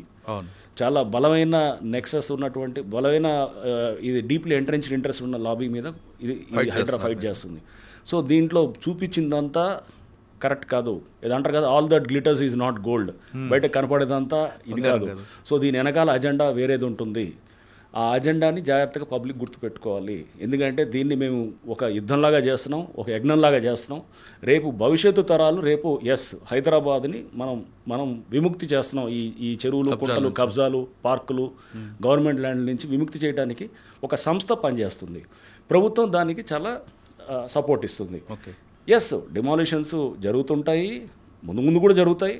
ఆ జరిగే క్రమంలో డెఫినెట్గా మేము చేస్తుంటాం. బట్ డిమాలిషన్స్ ఒక్కటే మాది ముఖ్యమైనది కాదు, దిస్ ఈజ్ ఆల్సో ఇంపార్టెంట్. ఇది చెరువులు అది ముఖ్యం మాకు. చేసిన దాన్ని మేము ఇప్పుడు చెరువులు పునరుద్ధరణ నెక్స్ట్ 10-12 చెరువులు టేకప్ చేస్తున్నాం. అది కూడా త్వరలో దానికి కూడా డిపిఆర్స్ కూడా రెడీ అవుతున్నాయి. సో సీఎం గారు కూడా చాలా దాని మీద చాలా ఫోకస్గా ఉన్నారు. సో మనం ఎట్లయినా కానీ కూడా చెరువులు పునరుద్ధరణ చేసి ఆ ఏరియాలో కనుక గ్రౌండ్ వాటరు అక్కడ ఫ్లడ్ మనం హ్యాండిల్ చేయగలిగేటట్టు, అక్కడ గ్రౌండ్ వాటర్ని మనం రిప్లెనిష్ చేయగలిగేటట్టు, లేకపోతే అక్కడ చుట్టూ ఒక మంచి రిక్రియేషన్ పబ్లిక్ విపరీతంగా వస్తున్నారండి. మన నిజాంపేటకి వెళ్తే అక్కడ వందలాది మంది వచ్చారు, ప్రతి చెరువు దగ్గరికి వెళ్తే వందలాది మంది వచ్చి వాళ్ళు సపోర్ట్ చేస్తున్నారు. అవన్నీ మనకు కనపడదు అనమాట. ఎక్కడో ఒకళ్ళిద్దరు చేసేదాన్ని ఇంట్రెస్టెడ్గా ఉండేవాళ్ళు వాళ్ళు తీసుకొచ్చి పెట్టేది. పబ్లిక్ వందలాది మంది వేలాది మంది వచ్చి ఇదొక దీనిలాగా స్టూడెంట్స్ వస్తున్నారు, పిల్లలు వస్తున్నారు. మీరు Hydraa is working for our future చేశారు. అదే ఇప్పటికీ వస్తున్నారు చాలా మంది పిల్లలు. So we're doing it not for ఏదో నాకు వచ్చే లాభం, లేకపోతే ఎవడికో XYZకి వచ్చే లాభం ఉండదు. వ్యవస్థకి, సమాజానికి ఒక లాభం ఉంటుంది అనమాట దీని ద్వారా. సార్ మీ సిస్టమ్ స్ట్రాంగ్ చేయడానికి మీరు చేస్తున్నారు, కానీ ఇందులో మీరు చెప్తున్నట్లుగా చాలా బిగ్ షాట్స్ ఉంటాయి. ఇదంతా కాస్త పక్కన పెడితే మీరు 69% అసలు చెరువులు లేవంటారు. 61%. మీరు టేకప్ చేసిన తర్వాత ఎన్ని మన రీఓపెన్ అయి ఉంటాయి రఫ్గా? ఇప్పుడు సాధారణంగా సిటీలో ఎలాగుంటాయి సార్ చెరువులని? ఒక చెరువుకి లింక్ వస్తుంది. గొలుసుకట్ చెరువులు ఉంటాయి. గొలుసుకట్ చెరువు, రైతున్నర చెరువు తీసుకుంటే పైన అంబీర్ చెరువు, దాని పక్కన ఇంకొక చెరువు, అలా చెరువు. మీరు ఎన్ని చెరువులు గొలుసుకట్ కలిపారు? ఇప్పుడు ఏం చేస్తున్నాము, ఇదంతా కూడా నాలాస్ దాన్ని కనెక్ట్ చేయటము, చెరువుని ఓపెన్ అప్ చేయటము, నాలాస్ ఇంటర్లింకింగ్ చేయటము, ఇవన్నీ కూడా ప్రాసెస్ స్టార్ట్ అయింది. మీరు నెక్స్ట్ ఒక 6 నెలలు 1 yearలో మీరు చూస్తారు ఇవన్నీ కూడా చెరువులు ఆల్రెడీ అది డిపిఆర్స్ అంటే చెప్పాము, ఏది డీటెయిల్ ప్రాజెక్ట్ రిపోర్ట్ కూడా తయారవుతుంది. దాని మీద కూడా రేపు ఆ చెరువు దాని లింకప్ నాలాస్ని మనం రివైవ్ చేయటము ఇవన్నీ కూడా జరుగుతుంది. అంటే ఒక లాంగ్ డ్రాన్ ప్రాసెస్ ఇది, ఇప్పటి నుంచి కాదు, 40-50 ఏళ్ళ నుంచి నడుస్తున్నటువంటి విధ్వంసం. దీన్ని ఇప్పుడు కొంత ఈ మధ్య ల్యాండ్ రేట్లు విపరీతంగా పెరగటంతో దాంతో కూడా మనకి ఇది ఇంకా ఎక్కువ అయింది అనమాట. ఓకే సార్, సిటీ సరౌండింగ్లో ఏ చెరువు చుట్టూ ఎక్కువ కబ్జాలు అండి? ఫాక్స్ సాగరా, దుర్గం చెరువా? చాలా చెరువులు అండి. అంటే ఎక్కువ మీకు చూస్తే కనుక వెస్ట్ జోన్ అంటే బేసికల్గా మనకి ఈ చెరువుల కబ్జాలు బాగా ఎక్కువ కనబడుతుండేది. ల్యాండ్ రేట్ ఎక్కువ ఉన్నాయి, అక్కడ ఎక్కువ అధికంగా ఉంటుంది. ఆర్ వెస్ట్ జోన్ అంటే దుర్గం చెరువు ఆ ప్రాంతం అంతా అన్ని చెరువుల దగ్గర ఉన్నాయి. వెస్ట్ జోన్ అంటే మనకి శేర్లింగంపల్లి జోన్ ఉంది, లేకపోతే ఇటు కుక్కట్పల్లి జోన్ ఉంది, ఈవెన్ ఇటు ఉప్పల్ నల్ల చెరువు ఉంది, అది కూడా పూర్తిగా కబ్జా అయిపోయింది. అంటే ఈ చెరువు కబ్జా అవ్వటమే కాదు, దాని లోపల మొత్తం పొల్యూటెంట్స్ అనమాట, అంతా వదిలేదంట మురికి నీరు అంతా వస్తుంటుంది, వచ్చేసి ఆ పక్కన ఉన్నటువంటి అపార్ట్మెంట్స్ ఫ్లాట్స్ అన్నిటి నుంచి దాంట్లోకి వదులుతుంటారు. సో ఆ చెరువులు రావడంతో అక్కడ అంత మనకు వాసన అండ్ దాంతోపాటు ఏది అక్కడ గ్రౌండ్ వాటర్ అంతా కూడా మొత్తం పొల్యూటెంట్ అయిపోయి, ఇప్పుడు ఢిల్లీ చూస్తున్నారు పరిస్థితి ఎట్లుందో. ఢిల్లీలో ఎయిర్ పొల్యూషన్ తోటి అక్కడ వెళ్ళే బండ్లు కూడా రానివ్వట్లేదు, సిటీలోకి ఎంటర్ కానివ్వట్లేదు, అంతా అక్కడ వర్క్ ఫ్రమ్ హోమ్ చాలా హైబ్రిడ్ మోడల్స్ నడుస్తున్నాయి. సో అంటే అసలు స్వచ్ఛమైన గాలి అక్కడ లేదు, కొనుక్కునే పరిస్థితి వస్తుంది. అక్కడ మన ఎయిర్ క్వాలిటీ ఇండెక్స్ అనేది అక్కడ ఇట్స్ ఆల్మోస్ట్ లైక్ అది 500, 400 అండ్ 800 దాకా కూడా వెళ్ళిన సందర్భాలు ఉన్నాయి. మన దగ్గర కూడా ఎయిర్ క్వాలిటీ ఇండెక్స్ అట్లా ఉంది, రేపు వాటర్ క్వాలిటీ ఇండెక్స్ కూడా చాలా పూర్గా ఉంటుంది. సో ఇవన్నీ మనం రేపు ఇవన్నిటిని చెక్ చేసుకుంటూ ప్లస్ కబ్జాలు ఆపుతూ, ఈ చెరువు కబ్జాల నుంచే కదండి ఇప్పుడు వచ్చేది. ఇప్పుడు అక్కడ బ్లాక్ మనీ జనరేట్ అయితే ఎక్కడ జరుగుతుంది? ఇప్పుడు ఎవరికి సంబంధం లేని దాని దగ్గర జనరేట్ అవుతుంది. సో అది ఎవడు మాట్లాడు, అక్కడ ఒక ఎకరా అక్కడ 100 కోట్లు. సో అట్లాంటిది జనరేట్ అయ్యేది కూడా అక్కడే అవుతుంది, బ్లాక్ మనీస్ కూడా. సో ఈ సంబంధం లేని భూముల దగ్గరే అందరూ ఎంటర్ అవ్వాలని చూస్తారు అన్నమాట. సార్ దుర్గం చెరువులు కూడా ఉంది అంటున్నారు కబ్జా, దాని కిందనే రేవంత్ రెడ్డి గారు అనేది కూడా ఉంది, అది కోలుకొడతారు. రైట్, ఇది కూడా అసలు వారు రేవంత్ రెడ్డి గారి బ్రదర్ది, వారు ఎప్పుడో కొన్నారు అనుకుంటారు, ఇది చాలా ఏళ్ల క్రితం. అది దాని ఎఫ్టీఎల్ బఫర్ దాని మీద యాక్చువల్గా ఇంకా అది నిర్ధారణ అవ్వట్లేదు, హైకోర్టులో నడుస్తుంది. ఇప్పుడు కాదు, 2008లో పబ్లిక్ ఇంట్రెస్ట్ లిటిగేషన్ పడ్డది. అడ్వకేట్ కమిషన్ ఒకటి అప్పుడే వేసిన తర్వాత దాన్ని ఎఫ్టీఎల్ బఫర్ జోన్ దాని మీద అప్పటి నుంచి నడుస్తుంది. దాంట్లో భాగంగా హైకోర్టులో మ్యాటర్ వస్తుంటే అక్కడ స్థానికంగా ఉన్న రెవెన్యూ అధికారులు వాళ్ళు అందరికీ నోటీసులు ఇచ్చారు. మొత్తం ఇక్కడే కాదు 11 చెరువులు అట్లా ఉన్నాయన్నమాట. దాంట్లో వేలాది మంది నోటీసులు ఇచ్చిన దాంట్లో ఈయనొకరు. అది ఏం చేస్తారు ఇప్పుడు, ఆయన సంగతి ఏంది ఈయన సంగతి ఏంది అంటున్నారు అన్నమాట. అసలు అక్కడ ఏమీ లేని ఇష్యూలో సో వాళ్ళది రేపు అది బఫర్ ఉందా ఎఫ్టీఎల్ ఉందా అనేది ఇంతవరకు నిర్ధారణ కాలేదు. అక్కడ వేలాది మంది ఇల్లులు ఉన్నాయి, అది 2008 నుంచి నడుస్తున్న ఇష్యూ, అది హైకోర్టు పరిధిలో ఉన్నటువంటి అంశము. సో దాన్ని ఏదో చూపించి ఇదిగో అక్కడ మీరు కూల్చట్లేదు, ఇక్కడ జనాల మీదకి వస్తున్నారంటే ఇవన్నీ దాన్ని ఏం చూపించాలనుకుంటున్నారు? ఇష్యూను డైవర్ట్ చేయాలనేటటువంటి ప్రక్రియ అన్నమాట. ఇష్యూని రాంగ్ ట్రాక్లో తీసుకెళ్ళి అంటే ఏం చేద్దాం, హైడ్రాన్ ఆపేద్దామా, ఆపేసి కబ్జాలు అలో చేద్దామా, ఎవడిగాడు దోచుకోమందామా, ఎవడిగాడు మీరు చెరువులు లేదా పక్కనున్న గవర్నమెంట్ ల్యాండ్లు పార్కులన్నీ ఆక్రమించుకొని చేసుకున్నామందామా, ఏం చేద్దాం అనుకుంటున్నాం? మాకు రెండోదే బెస్ట్ అండి, మీరు ఎలా పోతే నాకు ఎందుకు అంటున్నాడు. ఎగ్జాక్ట్లీ, పబ్లిక్ అదే ఆల్టర్నేట్ ఏది కావాలని చూసుకోవాలి. మీరు మన వ్యవస్థను మనం కాపాడుకుంది, ఇదంతా మన భూములండి. హైకోర్టు కూడా చెప్తుంది కమ్యూనిటీ ల్యాండ్స్ అనమాట. ఇవన్నీ కమ్యూనిటీ అంటే అందరికి సంబంధించింది, సమాజం సంబంధించిన ఇవన్నీ ఆస్తులు. ఒక చెరువు అయినా కానీ, ఒక నాలా అయినా కానీ, ఒక పార్క్ అయినా కానీ, ఒక రోడ్డు అయినా కానీ, ఇవన్నీ అందరిది. దాంట్లో మీది నాది అందరిది ఉంది, అందరి స్టేక్స్ ఉన్నాయి దాంట్లో. దాన్ని ఎవడో ఒకడు కొట్టేస్తే ఎట్లా? కానీ అది ఆలోచిస్తున్నారు కానీ సాధారణంగా పబ్లిక్ ఏమంటారు చూస్తుంటాను. అంటే మనం సోషల్ మీడియా కింగ్లు ఉంటారు, చాలా మంది పెడుతుంటారు కింద పెట్టే పేదవాళ్ళ మీద. ఇది అంటే హాఫ్ నాలెడ్జ్ తోటి మాట్లాడేవాళ్ళు చాలా మంది ఉంటారు, తెలియదు అసలు ఎటు తీసుకెళ్దాం సమాజాన్ని అనేటటువంటిది క్లారిటీ మాకు అనవసరం సార్. సమాజం ఎటుపోతే నాకెందుకు? ఎగ్జాక్ట్లీ అదే నేను అంటున్నాను, ఏమైతే నాకెందుకు, ఇట్టనే ఉందాం, ఎవడెంత ఆక్రమించుకుంటే వాడు పోలేదా ఈడు పోలేదా అంటే కానీ ఎక్కడో చోటు బిగినింగ్ చేయాలి కదా. నేను వాడు చేసుకున్నాడు కదా వాడిని ఎందుకు ఆపరు అని ఇల్లాజికల్ ఆర్గ్యుమెంట్స్ ఉంటాయి తప్ప కానీ అరే మనం let us make a beginning. అంటే ఇటువంటి ఆర్గ్యుమెంట్స్ ఉన్నా మీ పని మాత్రం ఎగ్జాక్ట్లీ నేను అసలు అవి పట్టించుకోనండి. నా మీద బఫర్ జోన్ కాంట్రవర్సీ అయినా రేపు ఎవడు ఏదన్నా అది కాంట్రవర్సీ కానీ ఇల్లాజిక్ చెప్తున్నా కదా. నేను చెప్తున్నా మెడ మీద తల ఉంటుందా తల మీద మెడ ఉంటుందా అనే టైటిల్. అసలు అది ఏది అంటే ఏం చెప్తాం దానికి? మ్యాపులు పట్టుకొని తిరిగినంత మాత్రం మాట్లాడడం వాళ్ళ గురించి ఇగ్నోర్ చేయొచ్చు కదా. ఇగ్నోర్ చేయడం అంటే ఇప్పుడు ఏమవుతుందంటే సోషల్ మీడియా వ్యక్తిగతంగా వచ్చినప్పుడు నేను రెస్పాండ్ అవుతాను. నార్మల్గా ఉన్నదాన్ని నేను 10 సార్లు ఈ గోబెల్స్ అంటారు. గోబెల్స్ మీకు తెలుసు, మినిస్టర్ ఆఫ్ ప్రాపగాండా, ఏది హిట్లర్ మన ఏది నాజీ జర్మనీలో ఆయన దగ్గర మంత్రి అనమాట. సో చాలా పెద్ద ఆరేటర్ ఆయన. గోబెల్స్ ప్రచారం అని అంటారు చూసారా, అంటే ఆయన ఈ వాజ్ మినిస్టర్ ఆఫ్ ప్రాపగాండా అప్పుడు ఇట్లానే చేస్తుండేవాడు అనమాట. అంటే కావాలంటే అబద్ధాన్ని నిజంగా చూపించడం, లేదా ఇప్పుడు మన వాట్సాప్లో ఉంటాయి, వాట్సాప్ యూస్ అట్లా ఉన్నట్టు. సో గోబెల్స్ ప్రచారం అని అంటారు చూసారా, ఆ టైప్ సంథింగ్ లైక్ దాట్. అందుకు మీరు రెస్పాండ్ అవుతారు. సో అంటే ఒకసారి 4 సార్లు వచ్చిందనుకోండి, అరే చూసావా హైడ్రా కమిషనర్ ఇల్లే బఫర్ జోన్లో ఉందని. అసలు బఫర్ ఉంటుందా చెరువుకి దిగువ ప్రాంతంలో? అది సింపుల్ లాజిక్ నేను అదే చెప్తున్నా. ఆ మిస్ అయ్యి దాన్ని లాజిక్ మిస్ అయ్యి మాట్లాడితే ఏమనాలి దానికి? అవునండి. సార్ రంగనాథ్ గారికి బంధువులు, రంగనాథ్ గారి ఫ్రెండ్స్ అంటూ కొంతమంది బ్రోకర్లు తిరుగుతూ ఏ ప్రాబ్లం వచ్చినా మేము చూసుకుంటాం, గో హెడ్, దానికి ఇంత రేట్. కరెక్ట్, అదే అందుకోసం మేము దాని మీద స్టేట్మెంట్ ఇచ్చాం. నేను ఇట్లాంటి కొంతమంది బిల్డర్స్ మాకు వచ్చితే మేము డెకాయ్ ఆపరేషన్ చేసి పట్టుకొని అరెస్ట్ చేసాం. సో ఎవడైనా కానీ మా బంధువు అన్నా నాకు తెలుసు అన్నా లేదా నేను మనం ఫుల్ క్లోజు మనం పని చేపించేస్తాం మేమంతా ఒకటే అనేటువంటి ఎవడు చెప్పినా జస్ట్ ఆ ఇన్ఫర్మేషన్ మాకు ఇవ్వండి, మనం ట్రాప్ చేసి పట్టుకొని వాడిని జైల్లో పడేసే కార్యక్రమం చేద్దాం అనమాట. అది కూడా మీరు చేసినట్టున్నారు కదా సంగారెడ్డి చేసాం, అట్లా కంప్లైంట్ చేసాం. సో అన్నీ ఎవడైనా కానీ అలాంటివి చేస్తే కనుక డెఫినెట్గా రేపు మామూలు ఇదే కాదు, అధికారుల దగ్గర కూడా అక్కడ కొంతమంది మీద కూడా ఇప్పుడు సీఎం గారు చెప్పారు, సీఎం గారు ఏసీబీని కూడా యాక్టివేట్ చేశారు. సో ఏసీబీ కానీ విజిలెన్స్ ఎన్ఫోర్స్మెంట్ కానీ లోకల్ పోలీస్ కానీ అండ్ హైడ్రా కూడా, సో ఇదంతా కూడా ఫుల్ యాక్టివ్గా పనిచేస్తూ ఇట్లా ఎవడన్నా వెనకాల ఏదో చేసి దీంట్లో ఎక్కడో చోట ఇక మనకు బాగానే ఉంది కదా దీంట్లో 4 రూపాయలు మిగులుతుంది అనుకునేవాడు ఎవడైనా ఉండేవాళ్ళు ఉంటారు. సో అట్లాంటి ఖచ్చితంగా చేద్దాం చేసి మీరు అట్లాంటి షేర్ ఇన్ఫర్మేషన్ కాన్ఫిడెన్షియల్గా షేర్ చేయండి.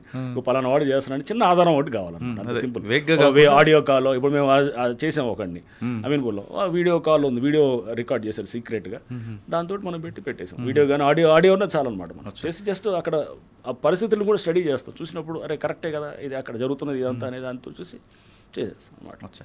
సార్ ఇంకా మూసీ ప్రక్షాళన అదొక పెద్ద ప్రాజెక్టు, దాన్ని కూడా చక్కగా చేయాలి అనేది సీఎం గారి ఇంటెన్షన్. అది మంచిదే, అది చుట్టుపక్కల కంపుతో భరించే వాళ్ళకన్నా ఒక ప్రక్షాళన చేసి ఒక నర్మదా నదిలాగా లేదా ఇంకొకలాగా చేస్తే చుట్టుపక్కల అందరికీ బాగుంటుంది.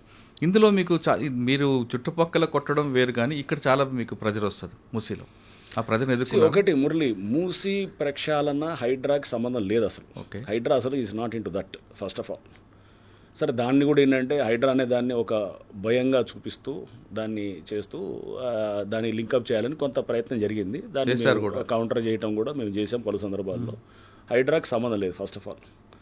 చాలామంది హైకోర్టు కూడా వెళ్ళారు, అసలు హైడ్రా అనే సంస్థ అసలు దాన్ని తీసేసి దాన్ని కూల్చాలంటే కనుక జిహెచ్ఎంసీకి వెళ్ళి మొన్న హైకోర్టులోకి వెళ్తే కూడా హైకోర్టు చాలా స్పష్టంగా చెప్పింది హైడ్రా అనే దానికి పూర్తి చట్టబద్ధత ఉంది అండ్ హైడ్రాకి దాన్ని సపోర్ట్ చేస్తూ జడ్జిమెంట్ కూడా ఇచ్చారు. మనం చూసాం హైకోర్టు బెంచ్ ఇచ్చినటువంటిది. సో అంటే సో దీంట్లో మూసీ దాంట్లో లేదు, right, okay. But general water బాడీస్లో మీరు చూస్తే కనుక ఇప్పుడు మనం అనుకుంటాం అరే మాటలు జనరల్ లాజిక్ ఏమొస్తుంది, ఈ చెరువులు కుంటలు ఇది అంత అవసరమా మనకి, ఇదేది రేపు మనకి ముందు కావాల్సింది ఏది ఇల్లులు కదా, ఏది ఫుడ్ షెల్టరు ఇది కావాలి కదా. మనం ఇది నిన్న మనం చూసి ఎక్కడ నేను కాకినాడ పోర్టు చూస్తున్నాను, అక్కడ పవన్ కళ్యాణ్ గారు వెళ్ళారు, అక్కడ వెళ్ళి ఆయన ఏదో రైస్ స్మగ్లింగ్ జరుగుతుంటే అక్కడ హీ హాజ్ రైట్లీ సెడ్ ఏమంటున్నారు ఆయన చెప్పే దాంట్లో, ఇది రైస్ స్మగ్లింగ్తో ఆగదు, ఇంకా చాలా జరుగుతాయి, గంజాయి డ్రగ్స్ అన్ని జరుగుతాయి, ఇంకా అన్ని ఒకసారి మొదలెట్టినవాడు అన్నిట్లోకి ఎంటర్ అవుతాడు. సేమ్ థింగ్ ఇక్కడ కూడా ఒకసారి చెరువు కబ్జా చేసిన వాడు అంటే అక్కడ భూమి కబ్జా చేసినవాడు అక్కడతో ఆపుతాడని ఎందుకు అనుకుంటావు, అన్ని యాక్టివిటీస్లో ఉంటాయి. క్రైమ్ మైండ్ సెట్ వచ్చింది, క్రైమ్ మైండ్ సెట్ అనేది ఉన్నవాడు అన్నిటికీ విస్తరిస్తాడు. సో అది ఒక పెద్ద మాఫియాగా తయారైంది. ఇప్పుడు అదే జరుగుతుంది కదా, వాడు అక్కడ చెరువు చేసాడు, నీ ప్లాట్ మీదకి వస్తాడు, నీ ప్లాట్ మీదకి వస్తాడు, లేకపోతే నీ డాక్యుమెంట్లు మారుస్తాడు, లేకపోతే నీ ఏదైనా చేస్తాడు. సో ఇవన్నీ చేసేవాడు అంటే ఆ మైండ్ సెట్ని టార్గెట్ చేస్తున్నాను తప్ప కానీ ఆ మైండ్ సెట్ అంటే ఇప్పుడు మనం చేయాలనుకుంది షిఫ్ట్ ఉండాలి. ఓ పారాడైమ్ హైడ్రా అనేది ఇప్పుడు ఇన్నాళ్ళు ఉన్న దానికి పద్ధతికి డిఫరెంట్గా ఇప్పుడు చేయాలనేటటువంటిది చేస్తుంది. ప్రభుత్వం ఒక ఇన్స్టిట్యూషనలైజ్ చేసింది దీన్ని మొత్తాన్ని చేసి దీని మీద యోగి ఆదిత్యనాథ్ గారు కూడా మన ఆనంద్ మల్లిగ వద్ద అని చెప్పేసి లేక్ మ్యాన్ ఆఫ్ ఇండియా అని అంటారు, వారు యోగి ఆదిత్యనాథ్ గారిని కూడా యూపీ సీఎం గారిని కూడా కలిస్తే వారు కూడా దీని గురించి ఆరాధిస్తూ ఇట్లాంటిది ఫ్లోట్ చేయాలని చెప్పి కూడా వారు చెప్పారని కూడా అంటుండే అనమాట. హిమాచల్ సీఎం గారు కూడా ఇట్లా చాలామంది ముఖ్యమంత్రులు కూడా అసలు హైడ్రా దీన్ని ఇట్లాంటి ఇన్స్టిట్యూషన్ మనం ఎందుకు క్రియేట్ చేయకూడదని ఇప్పుడు చాలా చోట్ల జరుగుతుంది. వేరే స్టేట్స్లో త్వరలో మీరు చూస్తారు హైడ్రా లాంటి సంస్థలు చాలా వస్తాయి. ఓకే సార్, కాకినాడ టాపిక్ ఎత్తారు కాబట్టి కాకినాడలో మీరు పనిచేశారు, అప్పటి నుంచి నడుస్తుంది సార్ స్మగ్లింగ్ అనేది, ఆయిల్ స్మగ్లింగ్ అని ఒకటి అక్కడ చాలా బలమైన నెట్వర్క్ పనిచేస్తుంటుంది. పీడిఎస్ బియ్యం ఫర్ ఇన్స్టెన్స్ నేను నల్గొండలో చూశాను, నల్గొండలో చేసినప్పుడు కూడా లారీలు తరలుతుంటాయి అనమాట. నెట్వర్క్ ఇదంతా ఒక పెద్ద నెట్వర్క్ నడుస్తుంది. పీడిఎస్ బియ్యము పీడిఎస్ నుంచి మిల్స్ నుంచి కొన్ని చోట్ల సిఎంఆర్ రైస్ అని ఉంటుంది, అంటే మిల్లింగ్ చేసి ఇవ్వాల్సిన రైస్ మాయం చేస్తారు, చేసి దీన్ని కూడా బయటికి పంపిస్తారు, ఎక్స్పోర్ట్ చేపిస్తారు, చేపించి లేదా మార్కెట్లో కోలుతారు, లోకల్ డొమెస్టిక్ మార్కెట్లో వెళ్తారు, లేదా కాకినాడ నుంచి బయటకు వేరే సౌదీ అరేబియా లేకపోతే ఇంకా ఏది మిడిల్ ఈస్ట్ చాలా కంట్రీస్కి వెళ్తుంటుంది. సో అంటే ఎక్కడ రైస్ కన్స్యూమింగ్ కంట్రీస్కి.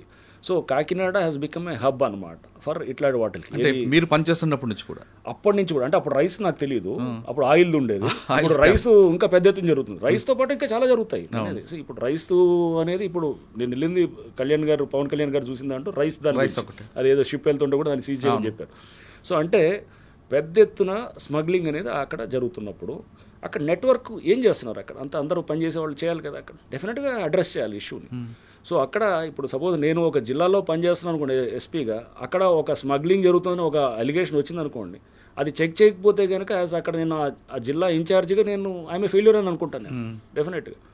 అక్కడ ఫస్ట్ ఆఫ్ ఆల్ అది ఒక మాట వచ్చింది అనుకోండి, కొన్ని ఆధారాలు ఇచ్చారనుకోండి, నేను ప్రోబ్ చేయాలి, దాంట్లో ప్రోబ్ చేసి వెనక్కి తవ్వుకుంటూ పోతాను, పోయి దాంట్లో మూలాల్లోకి వెళ్ళి అక్కడ ఆపాలని ట్రై చేస్తాను, చేసి చేయాలి. లేకపోతే వ్యవస్థ ఉండి ఏమంటారు, అది పోలీసు సంబంధం కాదనేది అంటుంటారండి. ఒక సివిల్ సప్లైస్ వాళ్ళు మాత్రం చూడాలి, అట్లా ఏం లేదు, అందరికీ సంబంధం అక్కడ డెఫినెట్గా.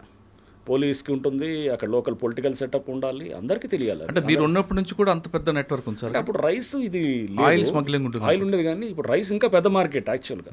రైస్ అనేది మీకు చేస్తే కనుక అది బయటికి ఎక్స్పోర్ట్ అవుతుంటుంది. చూశాను ఆయిల్ అయితే అప్పుడు ఉండేది కదండి, ఆయిల్ ఉంటుంది, ఆయిల్ ఇప్పటికి కూడా ఉండొచ్చు, పరిస్థితులు నాకు ఐడియా లేదు ఇప్పుడు ఎట్లా ఉందనేది. బట్ ఆయిల్ అప్పుడు ఉన్నది, ఆయిల్ అంటే ఆ షిప్పుల్ని తెచ్చి ఇక్కడ ఏదో చేస్తుండేవారు. బట్ దానికి అది చాలా తక్కువ మొత్తంలో జరుగుతుంది. ఇది కంట్రీ మొత్తం ఇక్కడ స్టేట్స్ తెలంగాణను మనకి ఆంధ్ర నుంచి బియ్యం ఇదంతా తీసుకెళ్ళి పెద్ద ఎత్తున అక్కడికి చేరుతారన్న. అంటే అది కన్నా ఆయన చెప్తున్నట్లుగా డ్రగ్స్ అనేది ఏదైనా రావచ్చు, చాలా ఉండొచ్చు. అక్కడతో ఎందుకు ఆపుతాడు వాడు, చేయాలని వాడు బియ్యం ఆపేసి ఆపుతాడు. ఇగో రేపు అన్న ఇగో దీంట్లో కూడా చేద్దాం మనం గంజా ఏంటంటే అక్కడ మారుస్తాడు సిస్టమ్ అంతా కంట్రోల్. వెపన్స్ రావచ్చు, డ్రగ్స్ రావచ్చు, ఏదైనా చేయొచ్చు.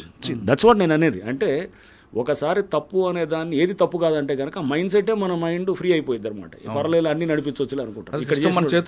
ఎక్కడ ఆపాలి ఎక్కడ ఎండ్ చేయాలనేది ఉండదుగా, అది వెళ్తూనే మేనేజ్ చేసుకోవచ్చు, అన్ని మేనేజ్ చేయొచ్చు అనేటట్టు. సార్ మీరు హైదరాబాద్ స్టార్ట్ చేసిన తర్వాత చుట్టుపక్కల చెరువులని మొత్తం ప్రక్షాళన చేస్తూ బెంగళూరు వెళ్ళి అక్కడ ఒక లేక్ మ్యాన్ కలవడం, అక్కడ కాన్సెప్ట్ని ఇక్కడ అడాప్ట్ చేయడం అనే ఉద్దేశం ఏంటంటే? యా రైట్, ఇది కూడా చాలా. అంటే మేము బెంగళూరుకి వెళ్తే కూడా కొంతమంది కామెంట్ చేశారు, అసలు ఏంది బెంగళూరు ఏంది, అది పనికిమాల సిటీ, అది వాళ్ళ ట్రాఫిక్ జామ్లు అవుతుంటాయి, వాళ్ళ సిటీని అక్కడ నేర్చుకునేది వెళ్ళాలంటే కనుక ఏది అమెరికానో నెదర్లాండ్సో లేకపోతే ఇట్లా జపానో ఇట్లా పోవాలని చెప్పి ఏదో అన్నారు. మేము ట్రాఫిక్ స్టడీస్ అప్పుడు నేను జాయింట్ సిపి ట్రాఫిక్ ఉన్నప్పుడు, డీసీపీ ట్రాఫిక్ ఉన్నప్పుడు మేము ఫారెన్ కంట్రీస్కి వెళ్ళాము. ఫారెన్ కంట్రీస్కి ఉంటే టెక్నాలజీని తీసుకుంటాం, కానీ ఇండియాలో కస్టమైజ్ చేయాలంటే కనుక ఇండియన్ సిటీ అనేది డిఫరెంట్ ఉంటుంది. ఇండియన్ ఇప్పుడు బెంగళూరులోనో ఒక ఢిల్లీలోనో ఒక ట్రాఫిక్ మేనేజ్మెంట్ సిస్టమ్ బెటర్గా ఉందంటే అది స్టడీ చేసి మన దగ్గర ఏంది యూటర్న్స్ పెట్టాం మనం. హైదరాబాద్లో యూటర్న్స్ ఉన్నది, ఇది ఇండియన్ సిస్టంలోనే ఉంటుంది, వేరే దగ్గర ఉండదు. సో ఇక్కడున్న వ్యవస్థ డిఫరెంట్గా ఉంటుంది, ఇక్కడ కస్టమైజ్ చేయాలన్నమాట. టెక్నాలజీ ఉంటే సరిపోదు, దాన్ని ఇక్కడ తగ్గట్టుకు తయారు చేయాలి దాన్ని. అంటే ఆ పరిస్థితులకు అనుగుణంగా. సో పరిస్థితులు ఏముంటుంది థర్డ్ వరల్డ్ కంట్రీస్లో లైక్ ఢిల్లీ, చెన్నైయో లేకపోతే బెంగళూరు, హైదరాబాద్ అన్నింటిలో సేమ్ పరిస్థితులు ఉంటాయి. మనుషులు ఒకేలాగా ఆలోచన చేస్తారు, పరిస్థితులు ఒకటేలా ఉంటుంది, వ్యవస్థలు ఒకేలాగా పనిచేస్తాయి, అధికారులు ఒకేలా ఉంటారు, రాజకీయ వ్యవస్థ ఒకేలా ఉంటుంది. అందుకోసం అక్కడ తీసుకుని ఇక్కడ మనం ట్రై చేయడానికి చేయొచ్చు. బెంగళూరు చెరువులు అనేది ఇప్పటి నుంచి కాదనమాట. బెంగళూరు 2010-11 నుంచే దాని మీద ఫోకస్ పెట్టి అక్కడ మెయిన్గా ప్రాబ్లం ఏంటంటే వాటర్ ప్రాబ్లం. అక్కడ కావేరీ నుంచి తీసుకురావాలి వాటర్, చాలా దూరం నుంచి తీసుకొని పంప్ చేయాలి. బెంగళూరు ఏంటి మీకు కొంచెం హిల్ ఫీచర్ అనమాట, అంటే 900 to 1000 మీటర్స్ ఎత్తులో ఉంటుంది. కింద నుంచి వాటర్ కావేరీ నుంచి చేయాలంటే పంప్ చేయాలన్నమాట. సో చాలా ఖర్చుతో కూడుకున్నది. అండ్ కావేరీలో ఎప్పుడు నీళ్ళు ఉండవు, సరిగా ఉండదు, అది తమిళనాడుతో ఇష్యూస్ ఉంటాయి. ప్లస్ వాటర్ అక్కడ ఎప్పుడు కూడా స్కేర్స్గా ఉంటుంది, తక్కువ ఉంటుంది. సో న్యాచురల్గా వాళ్ళు ఏం చేయాలి, పడ్డ వర్షాన్ని కాపాడుకోవడానికి చాలా ప్రయత్నం చేసి దాంట్లో చెరువుల్లో పునరుద్ధరణ అనేది వాళ్ళు ఎప్పుడూ మొదలెట్టారు. సో చక్కగా ఉంటాయి, మనలాగా అక్కడ లేదు. చెరువులు చాలా చక్కగా ఎప్పటి నుంచో మొదలెట్టారు కాబట్టి వాళ్ళు మనకన్నా ముందు ప్రాక్టీస్ మొదలెట్టారు. లైక్ గ్రేవన్స్ ఉంది, Andhra was a role model country అన్నిటికీ. ఎందుకు రోల్ మోడల్? ఆంధ్ర ఫస్ట్ ఈ ప్రాబ్లం చూసింది కాబట్టి కింద మీద పడి నేర్చుకొని మనం తయారు చేసిన గ్రేవన్స్. అంతేగాని మనం నక్సల్ ఆపరేషన్స్లో వెళ్ళి నువ్వు ఏది వియత్నాం మీద అమెరికా యుద్ధం చేశారు కాబట్టి ఆ గరిల్లా వార్ఫేర్ వాళ్ళ టెక్నిక్స్ నేర్చుకొని వద్దామని ఎవడు కాదనమాట. ఇక్కడ ఉన్న దాన్ని చూసుకోవాలన్నమాట. సో మనం అందుకోసం ఏంటంటే బిఏ రోమన్ ఇన్ రోమ్, ఇక్కడ ఉన్నప్పుడు ఇక్కడ పరిస్థితులు చూసుకోవాలి. అంతేగాని ఎక్కడదో తీసుకొని మీరు అమెరికా మోడల్ తీసుకోండి లేకపోతే ఇంగ్లాండ్ మోడల్ తీసుకోండి. ప్రజల మైండ్ సెట్ కూడా మనం అబ్జర్వ్ చేయాలి. ఇక్కడ ఉన్నదాన్ని ఇక్కడ సిస్టమ్ని స్టడీ చేసేటటువంటిది ఇక్కడ ఎస్టాబ్లిష్ అయింది. అది రాటు తేలినటువంటి గ్రేహౌండ్ లాంటి వ్యవస్థ ఇక్కడ ఇప్పుడు కంట్రీ అంతా అడాప్ట్ చేస్తున్నారు. సేమ్ థింగ్ ఒక ల్యాక్స్ అనేది పునరుద్ధరణ అనేది బెంగళూరులో వాళ్ళు మనకన్నా ముందు మొదలెట్టారు, 10 ఏళ్ల ముందు. బాగుంది సార్, బాగుంది అక్కడ చక్కగా చాలా బాగా చేస్తున్నారు వాళ్ళు. అంటే ప్రాబ్లమ్స్ ఉండొచ్చు, బట్ దానికి అక్కడ ట్రాఫిక్ జామ్స్కి కారణం ఈ లేక్స్ ఒకటే కాదు, ఇంకా అక్కడ చాలా ప్రాబ్లమ్స్ ఉన్నాయి. ఎక్కువ వెహికులర్ ట్రాఫిక్ ఉంది, రోడ్స్ తక్కువ ఉన్నాయి, ట్రాఫిక్ మేనేజ్మెంట్ సరిగ్గా ఉండకపోవచ్చు, లేదా రకరకాల కారణాలు ఉండొచ్చు. ఏదైనా అక్కడ కూడా గొలుసు కట్టు విధానం అక్కడ కూడా సేమ్ గొలుసు కట్టు ఉంటుంది, గొలుసు కట్టు చెరువులు ఉన్నాయి. సో అక్కడ చేస్తున్నారు, అక్కడ కూడా బాగా చేస్తున్నారు. అంటే డెఫినెట్గా మనకన్నా వాళ్ళు బెటర్గా చేస్తున్నారు. మనం వాళ్ళని ఆ మోడల్ని కొంతవరకు మనం తీసుకొని ఇక్కడ తగ్గట్టుకు మనం మార్చుకుంటూ చేయాలన్నమాట. లోకల్ పరిస్థితులు ఎప్పుడు చూసుకోవాలి. ఓకే సార్, మీరు హైడ్రా కమిషనర్ అయిన తర్వాత కేవలం బుల్డోజర్ మీద తిరగడం కాకుండా ఇటీవల హైదరాబాద్లో వరదలు వచ్చినప్పుడు లేదంటే వర్షాలు పడినప్పుడు మీరు కూడా రోడ్డు మీదకి వచ్చే ట్రాఫిక్ ఎక్కడ జామ్ అవుతుంది, ఎందుకు మ్యాన్ హోల్స్ పొంగుతున్నాయి, వాటి మీద మీరు స్టడీ చేయడానికి ఉద్దేశం ఏంటి? అది కూడా చాలా ఇంపార్టెంట్. అసలు ఫైనల్గా దేనికి అన్ని డిజాస్టర్ రెస్పాన్స్ అనేది చాలా ఇంపార్టెంట్. సో మనం అక్కడికి వెళ్ళినప్పుడు ఎందుకు వస్తుంది డిజాస్టర్ అనే దాన్ని కూడా మన ఇండియన్ మెటలాజికల్ డిపార్ట్మెంట్ వాళ్ళ డీజీ గారు వచ్చారు, డాక్టర్ మహాపాత్ర అని చెప్పేసి వారు వచ్చారు. వారితో కూడా నేను అడ్రస్డ్ వర్క్ షాప్ రీసెంట్గా వాళ్ళ ఎండి 150 సంవత్సరాలు అయిందన్న సందర్భంలో. సో దాంట్లో కూడా అంటే ఇప్పుడు మనకు చూస్తే కనుక క్లౌడ్ బర్స్ట్లు ఇవన్నీ కూడా మనకి ఏంటంటే వెదర్ క్లైమాటిక్ ప్యాటర్న్స్ మారిపోయి ఇప్పుడు green house effect, global warming, దీంతో మొత్తం మారిపోతుంది. వర్షం పడితే కనుక గంటలో 10 సెంటీమీటర్లు పడుతుంది అనమాట. అట్లాంటి ఫ్రీక్వెన్సీ క్లౌడ్ బర్స్ పెరిగిపోయినాయి ఇప్పుడు. సో వర్షాలు పెరుగుతున్నాయి, పారాల్సిన నీళ్లు చెరువులో పోవాల్సిన చెరువులు కబ్జా అయిపోయినాయి, నాలాలు లేవు, రోడ్లన్నీ ఇప్పుడు కాలాల్లో అయిపోయినాయి. ఎందుకంటే అన్నీ వచ్చేసాయి, మొత్తం బిల్డింగ్లు వచ్చేసి అక్కడ కోఎఫిషియంట్ ఆఫ్ రన్ ఆఫ్ అంటారు అనమాట. అంటే మొత్తం కంక్రీటైజ్ చేస్తే అది 0.95 ఉంది, 0.95 అనమాట. అంటే ఆల్మోస్ట్ అంతా కాంక్రీటైజ్ అయిపోయింది, కాంక్రీట్ మయం అయిపోయింది. నీళ్ళు ఇంకట్లా, అసలు భూమిలోకి ఇంకట్లేదు. సో నీళ్లు అసలు ఇంకా ఇంకటం లేకపోతే కనుక 100% అది రన్ ఆఫ్ కింద, అంటే దాని మీద పడేది స్పీడ్గా వెళ్ళిపోయి చెరువులోకి వచ్చేస్తుంది. చెరువు లేదు కదా అక్కడ, నాలాలోకి వస్తుంది, నాలాల్లో కూడా లేవు కదా. ఎక్కడ ఉంటాయి కాలనీస్ కింద, కాలనీలో వస్తాయి. ట్రాఫిక్ అంతా ఏమవుతుంది 4-5 గంటలు అస్తవ్యస్తం అయిపోతుంది. అది ఎన్ని వందల వేల కోట్లు నష్టం అవుతుంటుంది కంట్రీకి. అవన్నీ క్యాలిక్యులేట్ అంటే ఇంటాంజిబుల్స్ ఏంటనమాట, మనకు కనబడినటువంటిది ఇవన్నీ ఈ కాస్ట్ ఉంటాయి అనమాట, ఇంటాంజిబుల్ కాస్ట్ అనమాట. సో ఇంట్రెన్సిక్గా ఉంటాయి అనమాట. ఈ కాస్ట్ అన్నింటినీ మనం క్యాలిక్యులేట్ చేస్తే దేశం మీద వేలాది కోట్ల నష్టం వస్తుంది. ఇవన్నింటినీ తీసుకోవాలి. ప్లస్ దాంతోపాటు మనం సిస్టమ్ని ఈ అర్బన్ డిజాస్టర్స్ అనేది పెరుగుతున్నాయి. ఇక పెరిగే కొద్దీ దీన్ని మనం అడ్రస్ చేయాలంటే కనుక వెదర్ని కూడా ఫోర్కాస్టింగ్ సిస్టమ్స్లో మార్చాలని చెప్పి కూడా వారికి రిక్వెస్ట్ చేసాం అనమాట. చేసి దానికి మనం రాడార్స్ని పెంచాలి, ఇట్లా కొంత వాళ్ళు వెదర్ స్టేషన్స్ని పెంచాలి, ఇవన్నీ కూడా చేస్తున్నాం వెనకాల. సో అంటే ట్రాఫిక్ మీద వర్షం పడేది ఈజ్ లాస్ట్ ఫైనల్ కనబడేది అక్కడ. దాని వెనకాల ఇంత బ్యాక్గ్రౌండ్ వర్క్, చెరువులు పునరుద్ధరణ ఉండాలి, మనం వెదర్ ఫోర్కాస్టింగ్ సిస్టమ్స్ అడ్వాన్స్డ్గా ఉండాలి, మనం ప్రెడిక్ట్ చేసే సిస్టమ్స్ యాక్యురేట్గా ఉండాలి. ఇంత బ్యాక్గ్రౌండ్ చేస్తేనే అక్కడ రోడ్డు మీద కనబడదాం. అవి చేయాలంటే కనుక సామాన్యమైన పని కాదు. దాని మీద ఎప్పుడు మనం నిరంతరంగా డెవలప్ చేయాలి. బెంగళూరు లేనప్పుడు అది కూడా చేయలేము మేము. కర్ణాటక వాళ్ళది దాంట్లో వెదర్ ఫోర్కాస్టింగ్లో వాళ్ళు కూడా కొంత బెటర్గా ఉంది. ఎప్పుడు 30 ఏళ్ల క్రితం ఎస్టాబ్లిష్ చేసిన సిస్టమ్ ఉంది. దాన్ని కూడా తీసుకొచ్చి మనం ఇక్కడ చేయాలని ట్రై చేస్తున్నాం అనమాట. సో దీన్ని ఇప్పుడు సిస్టమ్లో ఒక దాన్ని మనం చేసి వచ్చామా పోయామా అనేది ఉద్యోగం ఉండకూడదుగా. చేసామా ఇక్కడ చేస్తే కనుక ఆ టైంలో నువ్వేం చేసావు, సమాజానికి ఏం చేసావు అనేది ఫైనల్ కాంట్రిబ్యూషన్ ఏంటి. అవును. So the contribution to the society is very important. నేను అలానే చూస్తాను ఉద్యోగాన్ని. నేను ఆ కాంట్రిబ్యూషన్ నా నుంచి ఇక్కడ చేసాము 2 ఏళ్ళు 3 ఏళ్ళు what ever I do it, ఆ సిస్టమ్ అనేది అక్కడ ఒక దాన్ని నిలబెట్టి వెళ్తే కనుక రేపు వచ్చినప్పుడు మన ముందు అట్లా చాలామంది అధికారులు చేశారు. నేనే చేస్తున్నాను, చాలామంది అధికారులు నాకన్నా బ్రహ్మాండంగా చేసిన వాళ్ళు వందలాది మంది ఉన్నారు. వాళ్ళు నిలబెట్టిన సిస్టమ్స్ తర్వాత చాలా వచ్చాయన్నమాట. ఇప్పుడు గ్రేవన్ స్టార్ట్ చేశారంటే వ్యాస్ గారు స్టార్ట్ చేశారు, దాన్ని స్టెబిలైజ్ చేసిన వాళ్ళు ఎంతమంది ఉన్నారు. ఇట్లాంటివి చాలా ఉన్నాయన్నమాట సిస్టమ్స్. ఆ సిస్టమ్స్ డెవలప్ అయ్యి చేసినటువంటి అట్లాంటి మంచి సిస్టమ్స్ వచ్చిన దాన్ని మనం కూడా మంచి సిస్టమ్ వైపు ముఖ్యమంత్రి గారు చాలా స్పష్టంగా ఏంటంటే ఈ డిజాస్టర్ రెస్పాన్స్ అనేది మనం దాన్ని జాగ్రత్తగా తీసుకోవాలి. ప్లస్ ఈ అసెట్స్ ప్రొటెక్షన్, వేలాది ఎకరాలు కబ్జా అయిపోతున్నాయి. ఇప్పుడు మేము చేస్తుంటే పార్కులు అసలు గవర్నమెంట్ ల్యాండ్లు ఎన్నంటే అన్నీ వస్తున్నాయి అన్నమాట కంప్లైంట్స్. అసలు చెక్ చేయడానికి మాకు సరిపోవట్లేదు టైం అసలు అన్నమాట. ఒక్కొక్క దాంట్లో ఎంత లోతుకు పోవాల్సి వస్తుంది అంటే ఒకసారి 3-4 మీటింగ్లు పెట్టాల్సి వస్తుంది. పెట్టిన చోటలో పెట్టిన మీటింగ్ వల్ల గంట పైన పడుతుంటుంది. డాక్యుమెంట్స్ కలెక్ట్ చేయాలి, దాని వల్ల చెక్ చేయాలి, వాళ్ళని వినాలి వీళ్ళని వినాలి, లోతుగా మళ్ళీ అవసరం డౌట్ వస్తే క్షేత్రస్థాయి పర్యటన ఉంటుంది. ఒక్కొక్క పిటిషన్ వెనకాల అంత లోతుగా పోతే ఒక కేసు దర్యాప్తు చేసినట్టు ఉంటుంది. అట్లాంటి 4-5 వేలు ఉన్నాయి. అందుకు మేము పబ్లిక్ డొమైన్లో పెట్టలేదు ఇంకా హైడ్రా. రేపు పెడితే కనుక ఇంకా వేలాది బీరు ఫ్లడ్ అయిపోతాయి. చేసిన దాన్ని పర్ఫెక్ట్గా చేయాలి. సార్ మీ సిస్టమ్గా వెళ్తున్నారు, సిస్టమ్ స్పాయిల్ కాకుండా ఫ్యూచర్కి ఏం బాగుంటుందని చేస్తున్నారు. కానీ కొంతమంది ప్రతిపక్షాలు హైడ్రా అనేది కేవలం ప్రభుత్వానికి ఒక జేబు సంస్థగా అయిపోయింది, డబ్బులు వచ్చి పడుతున్నాయి. సో ఇది అంటే ఎవరైనా ఏదైనా అలిగేషన్ ఎవరైనా ఏం చెప్పొచ్చండి. అదే దానికి ఎందుకంటే మన ప్రజాస్వామ్యం ఎవరైనా ఏదైనా మాట్లాడవచ్చు. సో అది దురదృష్టవశాత్తు అదేది ఒక ఎవిడెన్స్ తోటి ఇగో ఇక్కడ జరిగిందనేది చెప్తూ హైడ్రా అనే దాని వల్ల ఏమన్నా చేసింది ఏమన్నా ఉందా, ఏటీఎం అనగా అవుతుందంటారు. అది ఊరినే మాట్లాడటం చేసి మీరు బుధవేస్తాం మీరు గడుక్కోండి అంటే కనుక మనం చెప్తున్నాం కదా, మీ బఫర్ జోన్ ఇదనండి అట్లనే ఉంటుంది అనమాట. సో మీరు ఒక నిర్దిష్టమైనటువంటి దీన్ని చెప్పండి, చెప్పినప్పుడు దాన్ని డెఫినెట్గా దానికి రెస్పాండ్ అవుదాము. మీరు ఏదో ఊరినే ఒట్టనేసి ఇది ఏటీఎం సంస్థగా అయింది, లేకపోతే ఇది ఏది మొత్తం ఇది ఖజానాలు నింపడానికో లేకపోతే ఎవడో కొంతమంది జేబులు చేయడానికో, జనరల్ అలిగేషన్స్ ఏముంది, ఎవడైనా మాట నేను కూడా చెప్తాను, ఎవడి మీద కావాలంటే ఇగో ఈ ఎక్స్ వీడు ఇది వాడది అని అంటాను. అలా కాదు కదా. సో అది మనం అలా కాదు, విత్ ఏంటి నీ దగ్గర ఉన్నటువంటి సాక్ష్యాలు ఏంటి, ఆధారాలు ఏంటి చెప్పు, దాని మీద మాట్లాడదాం. వచ్చి మమ్మల్ని అడగండి, ఇదిగో మీరు ఇలా చేశారని అడగండి. వీఆర్ ట్రాన్స్పరెంట్, మేము వీఆర్ ఓపెన్.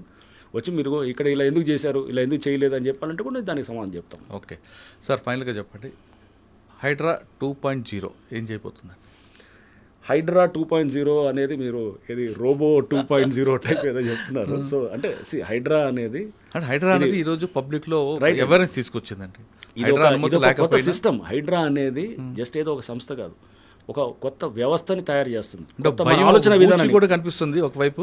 అంటే భయం అనేది కాదు, అవేర్నెస్, పబ్లిక్ అవేర్నెస్ కూడినటువంటి పొల్యూషన్. రేపు మేము చెక్ చేస్తున్నాం, ఇప్పుడు పొల్యూషన్ కంట్రోల్ బోర్డుతో కూడా మీటింగ్ పెట్టాం.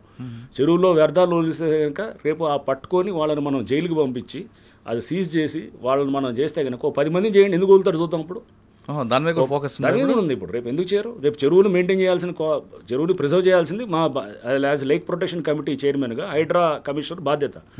ఎవరైతే చెరువులో వ్యర్థాలు వదిలేసి ఎఫ్లూయెంట్స్ అన్ని వదిలేసి డేంజరస్ కెమికల్స్ అన్ని వదులుతున్నారు అనుకోండి, నలుగురిని పట్టుకోండి, వాడిని చేసి జైలుకి పంపించి వాడి బిల్డింగ్ని మొత్తం సీజ్ చేసి కోర్టుకు పెట్టి వాడిని చుక్కలు చూపించామంటే ఎట్లా వదులుతాడు చూద్దాం. భయం లేక, బేసికల్గా చట్టాలంటే భయం లేదు, రూల్ ఆఫ్ లా అంటే భయం లేదు, వ్యవస్థలంటే భయం లేదు, ఏదైనా మేనేజ్ చేసుకుంటాం. ఆ భయాన్ని మనము చట్టాన్ని కఠినంగా అమలు చేయడం ద్వారా పబ్లిక్లో ఒకటైతే వచ్చింది సార్, హైడ్రా అనేది అవేర్నెస్ తీసుకొస్తుంది ఒక సెక్టార్ పబ్లిక్కి. కొంతమందికి ఒక భయం క్రియేట్ చేసింది, మనం తప్పు చేసి ఇలాంటి బిల్డింగ్ కొలాప్స్ అవుతాయనే విషయాన్ని. అందులో మంచిగా ఉంది, అందుకే కూడా పబ్లిక్ కూడా మీకు హైడ్రా రంగనాథ్ అంటారు. కానీ హైడ్రా 2.0 ఏం చేస్తారు? హైడ్రా 2.0 ఉత్తి ఈ భయం క్రియేట్ చేయటం కాదు, దాని నుంచి పాజిటివ్ సైడ్ వెళ్తుంది. ఫైనల్గా మా గోల్ పాజిటివ్, ఇది కూల్చడం కాదు, నిర్మించడం. అది చెరువులు నిర్మించడం అనేది చేయాలి, ఒక నాలాలు మంచి వ్యవస్థ నిర్మించడం చేయాలి, ఒక మంచి డిజాస్టర్ రెస్పాన్స్ సిస్టమ్ తయారవ్వాలి, వెదర్ ఫోర్కాస్టింగ్ సిస్టమ్స్ తయారు కావాలి. సో రేపు గవర్నమెంట్ ల్యాండ్లు కబ్జా చేయకుండా గవర్నమెంట్ ఆస్తులు పరిరక్షించబడాలి. పార్కులు అందరికీ మంచిగా, ఇది ఇప్పుడు ఇళ్ళకి వెళ్తే కనుక సాయంత్రం నేను మా ఇంటికి వెళ్తే మా ఇంటి దగ్గర పార్క్ ఉంది, పక్కనే ఉంటుంది పార్కులు. మా ఇంటి దగ్గర కూడా ఇట్లా కూడా కొట్టేయాలని చూశారు ల్యాండ్ని. అప్పుడు మేమే 10 ఏళ్ల క్రితం మేమే అందరం వెళ్ళి నిలబడ్డాం అనమాట. నిలబడి అది పోలీస్ స్టేషన్ కంప్లైంట్ ఇచ్చి నేను అప్పుడు డీసీపీగా ఉన్నాను 10 ఏళ్ల క్రితం, 2014-15. కాపాడుకున్నాను కూడా కబ్జా చూసారంటే మా ఇంటి దగ్గర మా నాన్న నేను ఇద్దరం కూడా పక్కన అసోసియేషన్ వాళ్ళందరం కలిసి కొంతమంది రైట్ మైండెడ్ థింకింగ్ వాళ్ళందరం వెళ్ళి మేము కాపాడుకున్నాం. చూసారు. అదే చెప్పే ఇట్లా అట్లాంటి వాటిలో మా ఏరియాలో జరుగుతుంటే మేము ఎప్పటి నుంచో కాపాడాలని చేసాము. అది చాలా వాల్యుబుల్ ల్యాండ్, 1000 గజాలు ఎంత ఉంటుంది. అది అక్కడ మా కాలనీలో అది దాదాపు ఇట్ మైట్ బి అరౌండ్ నాకు తెలిసి 15-20 కోట్ల మధ్యలో ఉండొచ్చు. సో ఆ ల్యాండ్ ఎప్పుడు 10 ఏళ్ల క్రితం మేము కాపాడుకున్నాం, పోలీస్ కేసులు పెట్టి. దాన్ని ఇప్పుడు అది అందరికీ, అది అందరి ఆస్తి, అది ఎవడో ఒకళ్ళిద్దరు స్వార్థంగా చేసేది కాదు. సేమ్ థింగ్, ఇది అందరి ఆస్తుల్ని, ఇది సమాజం యొక్క ఆస్తుల్ని పరిరక్షించాలి, ఇది అందరికీ చెందిన ఆస్తుల్ని కాపాడుతాం. అది that is the next goal అనమాట. చెరువులను పునరుద్ధరణ, ఆస్తుల పరిరక్షణ, ఇవన్నీ చేయటం, అండ్ డిజాస్టర్ రెస్పాన్స్ ప్రాపర్గా అప్రాప్రియేట్గా చేయటం, ఈ మా లక్ష్యాలు అనమాట. ఓకే సార్, హైడ్రా అనేది కేవలం హైదరాబాద్ వరకేనా, ఇంకా తెలంగాణ రాష్ట్రం అంతా విస్తరించాలి? లేదు, ఇది ఓన్లీ ఔటర్ రింగ్ రోడ్ దాకా 2000 స్క్వేర్ కిలోమీటర్స్ జిహెచ్ఎంసీ అండ్ 27 మున్సిపాలిటీలు, దాని చుట్టూ 27 మున్సిపాలిటీకి మొత్తం ఎక్స్టెండ్ అవుతుంది. ఓకే సార్, ఫైనల్గా ఇంకో క్వశ్చన్ అండి. హైడ్రా అనగానే భయపడుతున్న కొంతమందికి, లేదా హైడ్రా అంటే అభిమానించే కొంతమందికి ఒక కమిషనర్గా మీరు ఇచ్చే మెసేజ్ ఏంటి? హైడ్రా అనేది మీకోసం అండి, మీరు భయపడాల్సిన అవసరం లేదు, ఎవరు కూడా భయపడాల్సిన అవసరం లేదు. తప్పు చేసిన వాడే భయపడాలి. హైడ్రా ఇది జస్ట్ ఇది ఒక ఏంటంటే పబ్లిక్, మీ ఆస్తుల్ని ప్రొటెక్ట్ చేస్తున్నాం, మీకోసం మేము పనిచేస్తున్నాం తప్ప. కానీ దానికి ఎక్కడ కూడా మంచిగా చేస్తున్నవాడు, అంటే తప్పు చేయకుండా కబ్జాలు చేయకుండా వాడు ఎవరు కూడా భయపడాల్సిన అవసరం లేదు. అది మీరు అక్కడ ఎక్కడన్నా కానీ అటువంటి విధంగా ఎక్కడన్నా మీకు ఇబ్బందులు ఉన్నా కానీ మీరు దయచేసి మా దృష్టి కూడా తీసుకురావచ్చు. ఎక్కడన్నా హైడ్రా పేరు చెప్పి కూడా మిమ్మల్ని ఏమైనా ఇబ్బంది పెట్టేటటువంటి అట్లాంటివి ఉంటే కూడా దయచేసి మా దృష్టి తీసుకురండి. అప్పుడు వాళ్ళ మీద ఖచ్చితంగా మేము సీరియస్ యాక్షన్స్ ఉంటాయి, మామూలుగా కాదు, కనబడేటటువంటి సీరియస్ యాక్షన్స్ కూడా ఉంటాయి. సార్, అపార్ట్మెంట్ పర్మిషన్కి హైడ్రా అనుమతి కావాలంటారా? అసలు హైడ్రా పర్మిషన్స్ ఇవ్వదండి. హైడ్రా పర్మిషన్స్ ఇవ్వటం మొదలెడితే కనుక ఇదొక గవర్నమెంట్ని స్ట్రీమ్లైన్ చేయాలి, కానీ గవర్నెన్స్ని. సో ఎక్కువ సిస్టమ్స్ పర్మిషన్స్ ఇచ్చేటటువంటి పెట్టకూడదు. అది అంటే అది ఆ సిస్టమ్ వైపు వెళ్ళాలి మనం. సో అన్ని పర్మిషన్స్ ఇవ్వటం మొదలెడితేనే అది రెడ్ టైపిజం, బ్యూరోక్రటైజేషన్ ఇదంతా ఉంటుంది. మనం అది కాకూడదు, స్మూత్గా ఉండాలి, అది ఈజీగా పర్మిషన్స్ వచ్చేటట్టు ఉండాలి. అది జరిగితే అప్పుడు సిస్టమ్ బెటర్ గవర్నెన్స్ వైపు వెళ్తున్నట్టుగా నేను భావిస్తాను. సో హైడ్రా ఎక్కడ కూడా పర్మిషన్స్ ఇవ్వదు, అది చాలా స్పష్టంగా ఉంటుంది. హైడ్రా బిల్డింగ్ పర్మిషన్స్, చెరువుల దగ్గర ఉన్న ఎన్ఓసీలు ఏది అది కాదు. ఓన్లీ ఫైర్ ఎన్ఓసీస్ వరకే మేము ఇస్తాం. దాన్ని కూడా ఇప్పుడు నిన్న మాకు ఎవరు సైబరాబాద్ సిపి గారు అవినాష్ మోదీ గారు కూడా మాట్లాడారు. సో మేమంతా త్వరలో మీటింగ్ పెట్టుకుని దాన్ని ఇంకా సరళీకృతం చేస్తున్నాం. అంటే దాన్ని స్ట్రీమ్లైన్ చేస్తూ ఆన్లైన్లోనే అప్లై చేసుకుంటూ తీసుకునేటట్టు ఫైర్ ఎన్ఓసీ వరకు అనమాట. అది కూడా దాన్ని ఎక్కువ కంప్లైంట్స్ ఉండాలి, పబ్లిక్ హెరాస్మెంట్గా ఫీల్ అవ్వకూడదు, చాలా ఈజీగా ఇచ్చేటటువంటి విధంగా అడ్మినిస్ట్రేషన్ ఉండాలి. సార్ ఇందులోనే ఇంకొక పార్టీకి వస్తుంది ఏంటంటే హైడ్రా అనేది ఎందుకు చేస్తుంది, ఎవరి కోసం చేస్తుంది అనేది మీద మీ స్కూల్స్ కాలేజీలకు వెళ్ళి వాళ్ళకి ఎడ్యుకేట్ చేసే అవకాశం ఉందా? తప్పకుండా ఉందండి. నెక్స్ట్ అది అవేర్నెస్ క్యాంపెయిన్ పెంచేదానికి కూడా ఉంది. సో మాకు ఇంకా స్టాఫ్ కోసం మేము వెయిట్ చేస్తున్నాం. రేపు హైడ్రా పోలీస్ స్టేషన్ కూడా వస్తుంది, వచ్చిన తర్వాత ఇంకా ఎఫెక్టివ్గా ఉంటుంది. సో ఇదంతా ఈ ఇన్స్టిట్యూషన్ బిల్డింగే ఒక 1 year పడుతుంది. చట్టాల పరంగా స్ట్రెంథన్ అవుతున్నాం. ఇదంతా ఇప్పటికీ స్టార్ట్ అయ్యి 4-5 నెలలు అవుతుంది. ఇంకా ఒక 4-5 నెలల దాకా ఇదంతా ఇన్స్టిట్యూషన్ బిల్డింగ్ జరుగుతూ ఉంటుంది. సో అది అయిన తర్వాత ఇంకా ఫుల్ ఫ్లెడ్జ్డ్గా ఇది అవేర్నెస్ పెంచడం, స్కూల్స్కి వెళ్ళి మాట్లాడటం, ఎడ్యుకేషన్ ఇన్స్టిట్యూషన్స్ని కూడా వాళ్ళు పెట్టుకోవటం, పబ్లిక్ని కూడా ప్రతి దగ్గర కూడా చెరువులు, పార్కులు దాన్ని పబ్లిక్ పార్టిసిపేషన్ తీసుకోవటం, ఇదో ప్రజా ఉద్యమంగా నిర్మించటం, ఇవన్నీ కూడా చేయాలన్నమాట. చేస్తే అప్పుడు దీనికి నిజమైన సార్థకత అనేది కూడా వస్తుంది. ఓకే, హైడ్రా ఉన్నది కేవలం భవిష్యత్తు వాళ్ళ కోసం కానీ అక్రమదారుల కోసం కాదు అంటున్నారు రంగనాథ్ గారు. ఇది కేవలం మీ అందరి కోసం భయపెట్టే సమస్య కాదు, ప్రజల బాగోగుల కోసం, భవిష్యత్తులో భావితరాల వారి కోసం ఈ సమస్య పెట్టాం. ఇది ఖచ్చితంగా చెరువులు అక్రమదారులు మాత్రం ఖచ్చితంగా వాళ్ళ మీద మా ఫోకస్ ఉంటుంది. కానీ ఏ చెరువునైతే విముక్తి చేసాం ఆ చెరువులని కాపాడే బాధ్యత కూడా మాదే అంటూ రంగనాథ్ గారు చెప్తున్నారు. ఇది రంగనాథ్ గారితో ఎక్స్క్లూజివ్ ఇంటర్వ్యూ. వచ్చే వారం మరో విషయాలు మళ్ళీ కలుద్దాం. అంతవరకు నమస్తే. Thank you sir. Thank you very much. Thank you. Hydraa అన్నది మీరు ఎలాగొచ్చారు, పేరైపోయిందో ఇంకా ముందు కూడా అదే దీంట్లో జోష్లో వెళ్ళాలని కోరుకుందాం. థ్యాంక్ యూ అండి.